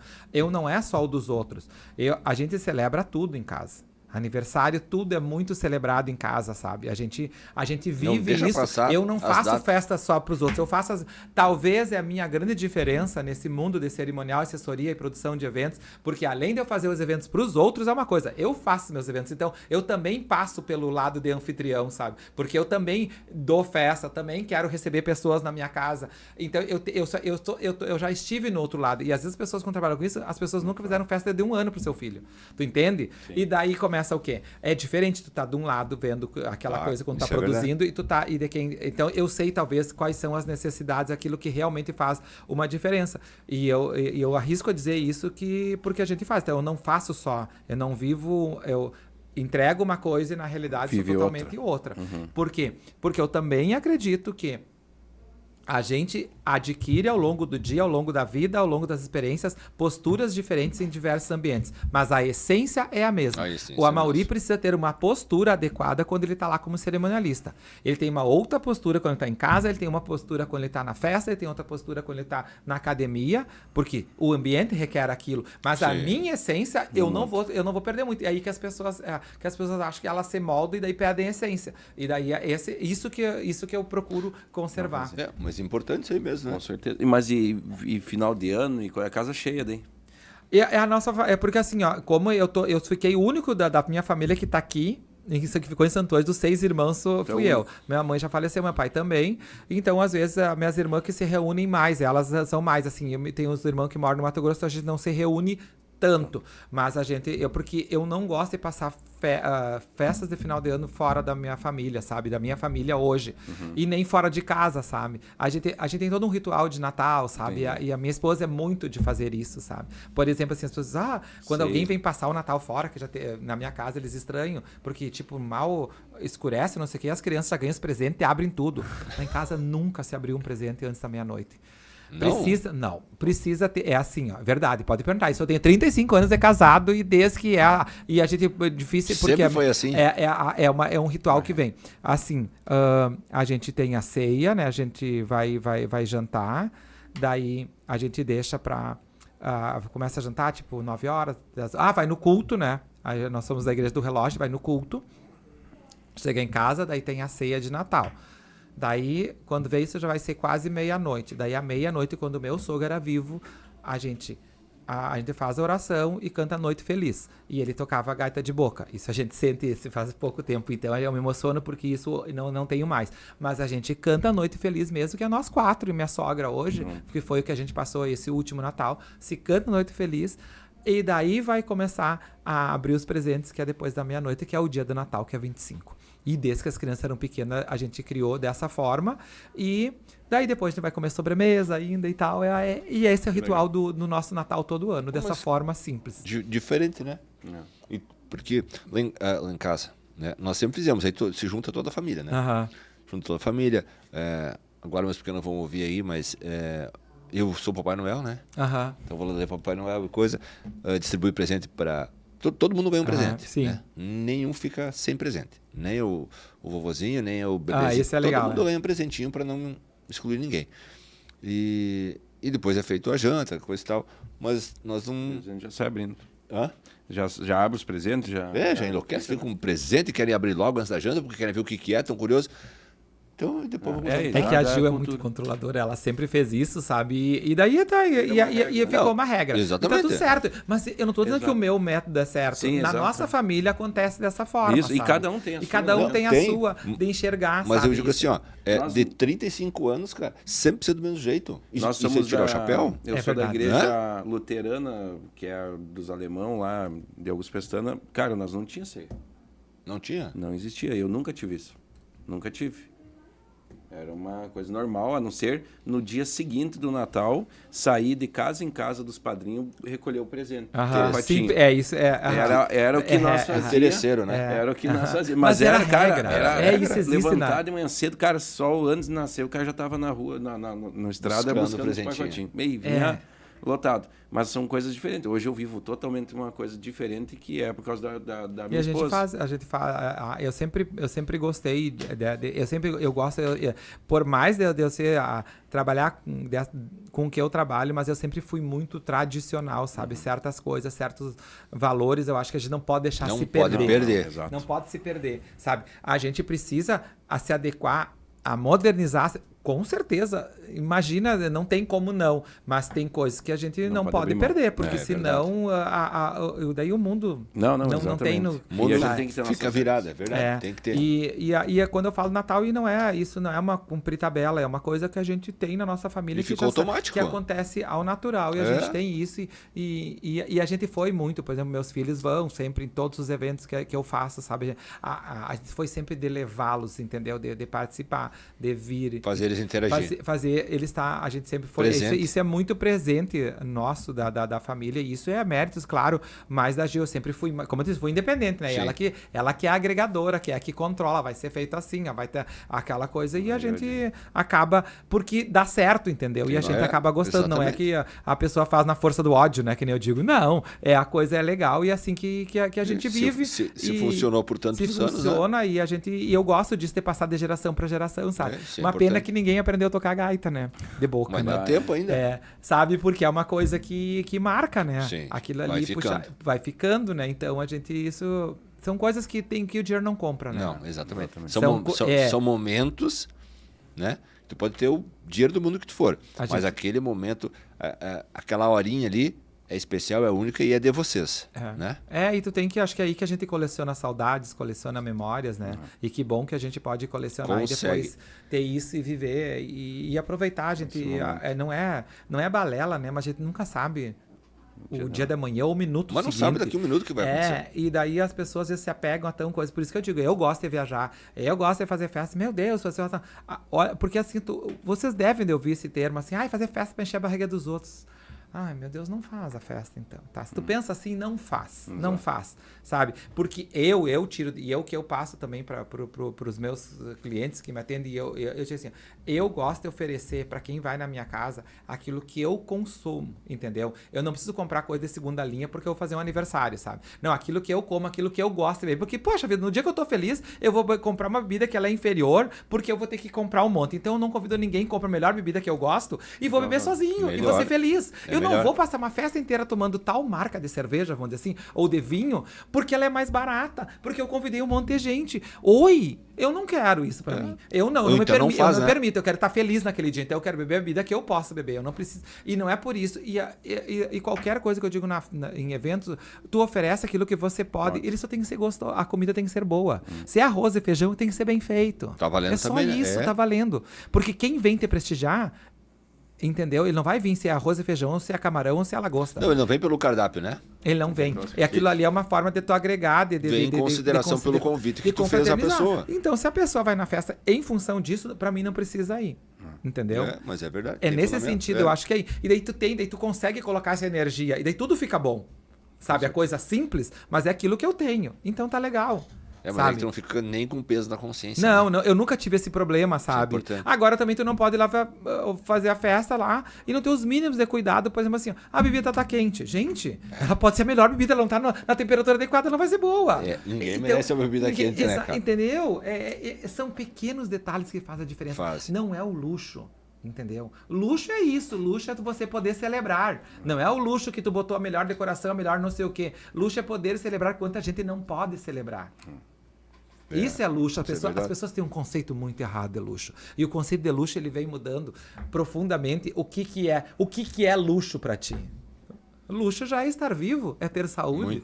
Porque daí tu pode estar no meio do luxo financeiro e não ter saúde. E não ter vida, isso é não luxo? Poder aproveitar e viver o momento. Esse luxo não te beneficiou em nada. Nada. Não entendeu? Agrega em nada. Então, são essas coisas. E isso não é, assim, a conversa mole. É sobre viver a vida da melhor forma possível. E ver que tu, enquanto ser humano, você pode fazer isso e ir até onde o teu limite, ou superar o teu limite, né? Também faz parte disso. E às vezes as pessoas ficam implicando com o vizinho, com o ciclano, com não sei o que, deixa de viver. Por detalhe, não é capaz de ver o que tu tem de bom. Né? É isso aí. A gente tem que... o grande segredo, eu acho, de todo profissional e do ser humano, e que não me interprete mal, é a gente saber exaltar as nossas qualidades e maquiar nossos defeitos que a gente tem. A gente não precisa evidenciar eles nem sair dizendo os defeitos que a gente tem. Todo mundo tem um defeitinho. Todo mundo tem defeito pra gente ser humano. Mas tu tem que maquiar e aprender. Aqui tu tem que aprender a controlar aquilo. Eu digo, eu controlo, eu tenho que controlar muitas coisas que eu faço. Muito impulsivo, aquela coisa. Então, cada dia eu tento melhorar nisso. Entendeu? Então, a gente tem que se conhecer. Aí é que tá, é o autoconhecimento. Aí agora me veio um flash. Falando sobre isso, de a gente aproveitar a nossa vida, muitas vezes a gente se aprende. Minha filha, essa semana, começou as aulas e ela saiu triste da sala de aula. Cara, que corta o coração no cara, porque nós estávamos de reforma para nossa escola e trabalho e coisa, e passou as férias dela inteira e nós não saímos. E aí veio ela emburrada para casa, porque ela tinha que fazer um desenho das melhores momentos das férias dela. Vou fazer o quê? Desenhou dentro da loja e desenhou dentro da escola. E sentado no sofá. Puxa vida. E aí cortou o coração. Me quebrou, cara. A gente tem que... E aí, tipo assim, cara, nós não saímos nenhum momento viajar, nenhum momento sair, porque tava correndo atrás do quê? De trabalho.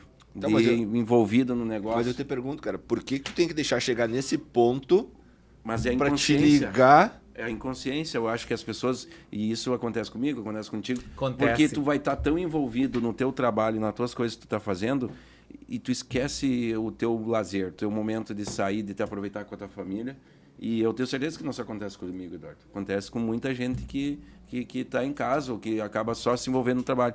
E a criança nos dá essa resposta. Que a criança é pura, né? A criança é inocente. Exatamente. Tu perguntou, ela debate pronto. Então, cara, a gente precisa olhar para isso. Nós precisamos aproveitar mais a vida realmente e fazer diferença. Tem que criar. Assim, ó, isso eu digo que eu falo da minha esposa. Ela agora, esse ano, a gente tirou acho que 3 dias que a gente foi, porque ela não gosta de passar o aniversário dela aqui.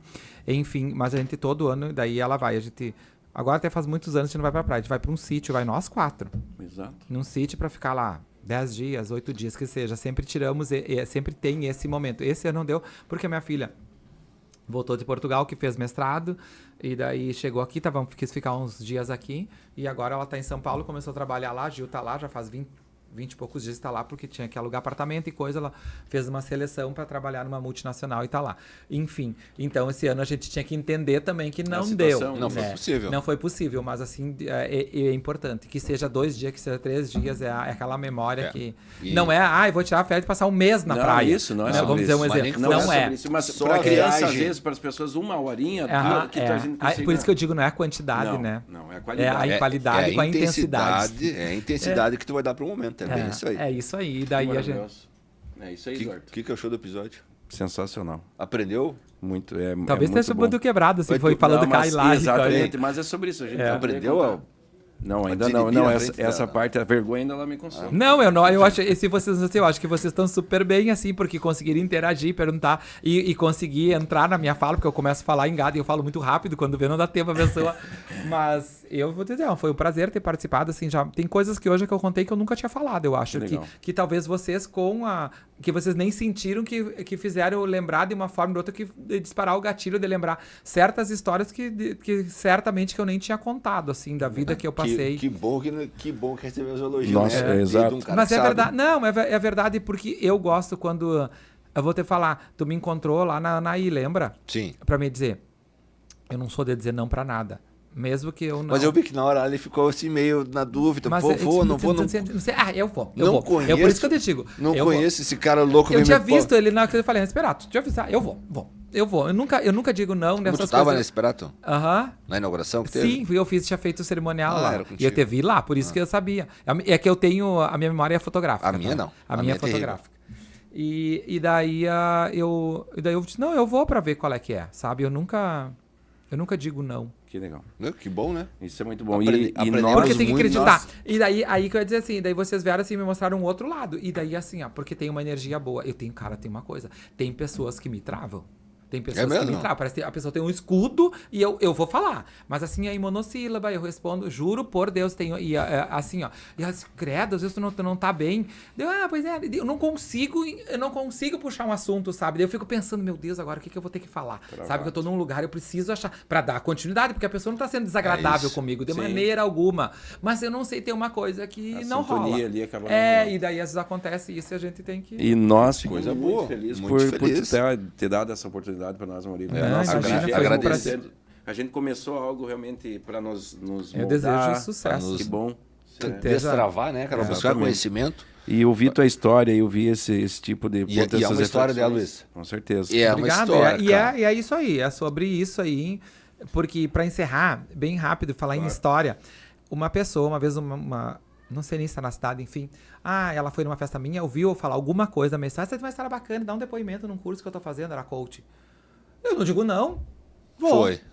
Só pra encerrar Cara e isso. coragem. Não, vou. Daí o que acontece? Ela antes me chamou pra falar, daí eu contei uma história que eu contei aqui e tal, do que eu tinha feito e tal. Tá, daí dar um depoimento lá. Daí depois ela disse pra mim assim, mas tu tem que... Daí eu falei que ia.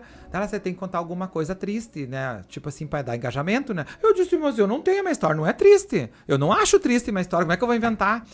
Mas é que não sei o quê. Eu digo, não, eu não vou contar. E não História contou? Eu não matei, não roubei, não fui na minha mãe, não sei o quê, tudo, sabe? Essas coisas assim, pra impressionar as pessoas. Pra Mas dizer é que a história triste chama a reter a atenção, e né? daí eu disse, tá, daí eu não vou. Tá, daí ficou. Ela chegou no dia pra ir lá. Era tal, eu perguntei que horas, né? Tinha desde de tarde, tinha início da tarde até de noite. Dela, tu vai falar pelas 7 horas, 6 horas. Mas era bom tu ir antes. Não vou. Mas o que vão pensar se tu chegasse na hora? Por mim, pensa o que quiser, eu vou só na hora. Falei pra ela, e não fui. Cheguei lá às 6 horas, daí deu um intervalo, entrei. Quando eu entrei no negócio, começaram a falar. E lá eu disse, meu Deus, o que eu vou dizer? Essas mulheres estão desde as 2, era só mulher, desde as 2 da tarde sentado aqui, eu vou dizer o que história eu tenho. Eu pensei, né, meu Deus, né? E eu reclamando com uma pessoa que tá do lado que ia falar também. Ela, Maurício, eles estão ouvindo. Pode ouvir, eu vou levantar. Eu disse, eu vou embora. Não vai ficar feio. E ela me segurou pra eu ficar. Fiquei, tinha 5 que é depoimento. Daí eu disse, eu quero ir embora. Eu achei que ela me chamava primeiro. Ela me chamou por último. Te judiou. Cara, era 9 da noite quando eu entrei. Que hora tu chegou? Eu tinha chegado às 6 da tarde. Era 9 da noite e eu lá. Daí eu disse, meu Deus, né? Eu só pensei que eu ia falar. Daí, sempre eu tenho um pouco de sorte, que eu sou um anjo da guarda muito bom. E ela disse, eu tenho uma música. Isso foi 2019, E eu tinha feito a minha festa que eu sempre fazia com tema de novela e tal. E era uma novela lá que era A Dona do Pedaço. Eu botei O Dono do Pedaço na minha festa e tinha a música lá do... Que é aquela... Deus... diz a estrela que tem que brilhar e não sei o que, Deus a hora, não sei, uma música assim que é bem boa, a letra, sabe, é um pagode e tal. É a do... agora não me lembro o nome. Tá escrito o nome da música. Daí, eu disse, era a música. Daí, quando eu disse, tu toca essa música quando eu entrar. E ela tocou, eu estava sentado, tocou a música, entrei cantando a música. E fui fazendo assim, fiz a mulherada levantar e cantar a música comigo, que a música é boa. E eu já tinha entrado assim dessa forma. E ali, quando eu vi que elas vieram, eu comecei a contar a minha história. E eu tinha 5 minutos e ela tentou me cortar e eu disse, eu não terminei. Daí eu fiquei 15 minutos e eu vi que estavam foto e estavam postando e não sei o quê. Eu digo, bom, acho que tô agradando, né? Me dei bem. Daí eu me dei, eu falei 15 minutos e tal, daí eu fui embora e tal, tudo certo. E saiu por cima ainda, tu viu? Mas isso pra ti... Mas foi minha espontaneidade, assim, ó. Foi na cara e na coragem, porque eu tinha vontade de voltar. Mas isso é uma coisa que às vezes as pessoas sofrem muito por antecedência também, né? De ficar ali preso, Se martirizando, porque não e vai sabe na o momento, hora, né? tu consegue Sair bem. ir embora. É a presença espírita, às vezes, às vezes o santo verdade. baixa, que nem eu digo, verdade. foi aquele Vai dia. E ainda Mas bem. foi uma experiência incrível, assim, uma Boa. coisa. Foi boa. Mauri, Mas, gente, muito obrigado. Mauri, nós gostaríamos que deixasse uma mensagem para essa galera que está nos ouvindo. Quiser olhar para essa câmera ali, quiser deixar uma mensagem para essa galera, para dar uma motivação. Bom, a mensagem que eu quero deixar, eu acredito, assim, ó, que vale muito sempre a gente ser a gente mesmo. Isso não é conversa mole, sabe? Porque às vezes a gente se esconde atrás de coisas ou de subterfúgios, enfim, e a gente esquece de ser da essência. E eu vou te dizer assim, ó, eu Sempre fui, e eu me considero uma pessoa muito autêntica. Eu acho que isso, autenticidade, correr atrás do que se quer, independente do que for. A coisa acontece. É difícil? É. Não cai nada do céu, cai chuva quando Deus quer e olhe lá. Então, assim, eu sempre fui em busca e eu me sinto uma pessoa vitoriosa e feliz, em especial pelo trabalho que eu desenvolvo, porque eu sou feliz com o que eu faço e consigo sobreviver, e porque eu consegui também construir uma família que eu amo e que eu admiro. E isso é o mais importante, porque eu sempre tive essa família por trás para me apoiar em tudo, em tudo. Eles compram todas as minhas brigas junto comigo, e isso é o mais importante, é ter pessoas, conviver com pessoas que nos fazem bem. Agora, para te ter o bem, você tem que fazer o bem, porque a lei do retorno, ela é inevitável. Então, faça sempre o bem, que você vai ter esse retorno, e às vezes o bem não vem de quem você pensa que está fazendo o bem vem de uma outra forma que você jamais imagina. Tem pessoas que talvez não mereçam aquilo que você está fazendo, está tudo certo. As outras pessoas vão fazer e vão retribuir por aquela pessoa que talvez foi ingrata com você. E é isso que eu acho assim, ó, é a gente viver bem e curtir sempre o lado bom da vida e celebrar a vida sempre. Esse é o meu lema e eu vivo celebrando. Top. Muito bem. E o pessoal que quer encontrar o Amaury, para quem não conhece ainda, para quem não segue o Amaury, quiser achar ele na rede social, qual é a rede social, o telefone? O Instagram é @AmauryLírio, tudo junto e tudo com I. E é isso aí, eu tenho o Jornal Mensageiro, a revista, e tá tudo certo. Qual é o Insta do jornal? O jornal também é Jornal Mensageiro, @jornal O Mensageiro. É o Mensageiro, O Mensageiro. Tem também, tá lá no Instagram, tem o site também, que é João, né? Acho que o Insta J-O-M? é João, é J-O-M. Talvez se botar J-O-M, João, que a gente bota e o site também é www.jom.com.br. É bem fácil de achar. Mas Amaury, o Jornal Mensageiro consegue. Top, né? Amaury, obrigado pela presença, obrigado pelo Acho que conhecimento. somos longe de demais, né? Não, mas isso é bom, cara. Sobre Conteúdo... isso, nós não temos tempo. O nosso tempo aqui é realmente as histórias. O que vale é o conteúdo. Se a conversa foi longa, né, porque ela foi boa. Né? Então, obrigado pela presença, obrigado pelo conhecimento. Pessoal de casa está nos assistindo, então vamos reforçar aí. Deixa o like, compartilha o vídeo, que vocês conhecem. Perfil. Segue nosso perfil. Qual é o nosso perfil, Luiz? É @MarvelCast. Podcast Marvel, desculpa. Podcast Marvel. Então segue na rede social. Eu tenho que seguir, que eu não segui ainda. Então vamos lá, Amaury. Dá aquela força pra nós aí. Para assistir o episódio, pessoal, é só entrar no nosso link da bio ali do Instagram. Vai ter lá tanto o canal no YouTube como no Spotify. Segue lá, você pode assistir na íntegra todo o episódio. E lembrando, toda semana sai um corte aí dos nossos episódios. Nós estamos no 21º, né, Eduardo? 21º. Isso é sinal que a gente só não podemos parar, né? A ideia é essa. Não dá para esmorecer, né? Isso, nós não podemos parar. A gente tem altos e baixos, mas... é isso que eu ia dizer, é verdade. A gente não pode parar. Então, até a próxima, pessoal. Um abraço. Obrigado, abraço, até a próxima. Amaury, obrigado. Muito obrigado. Luiz, e vida obrigado, longa, então, ao Marvel Podcast Marvel, viu? Vida longa, gente. Valeu. Obrigadão. Obrigado, gente. Obrigado.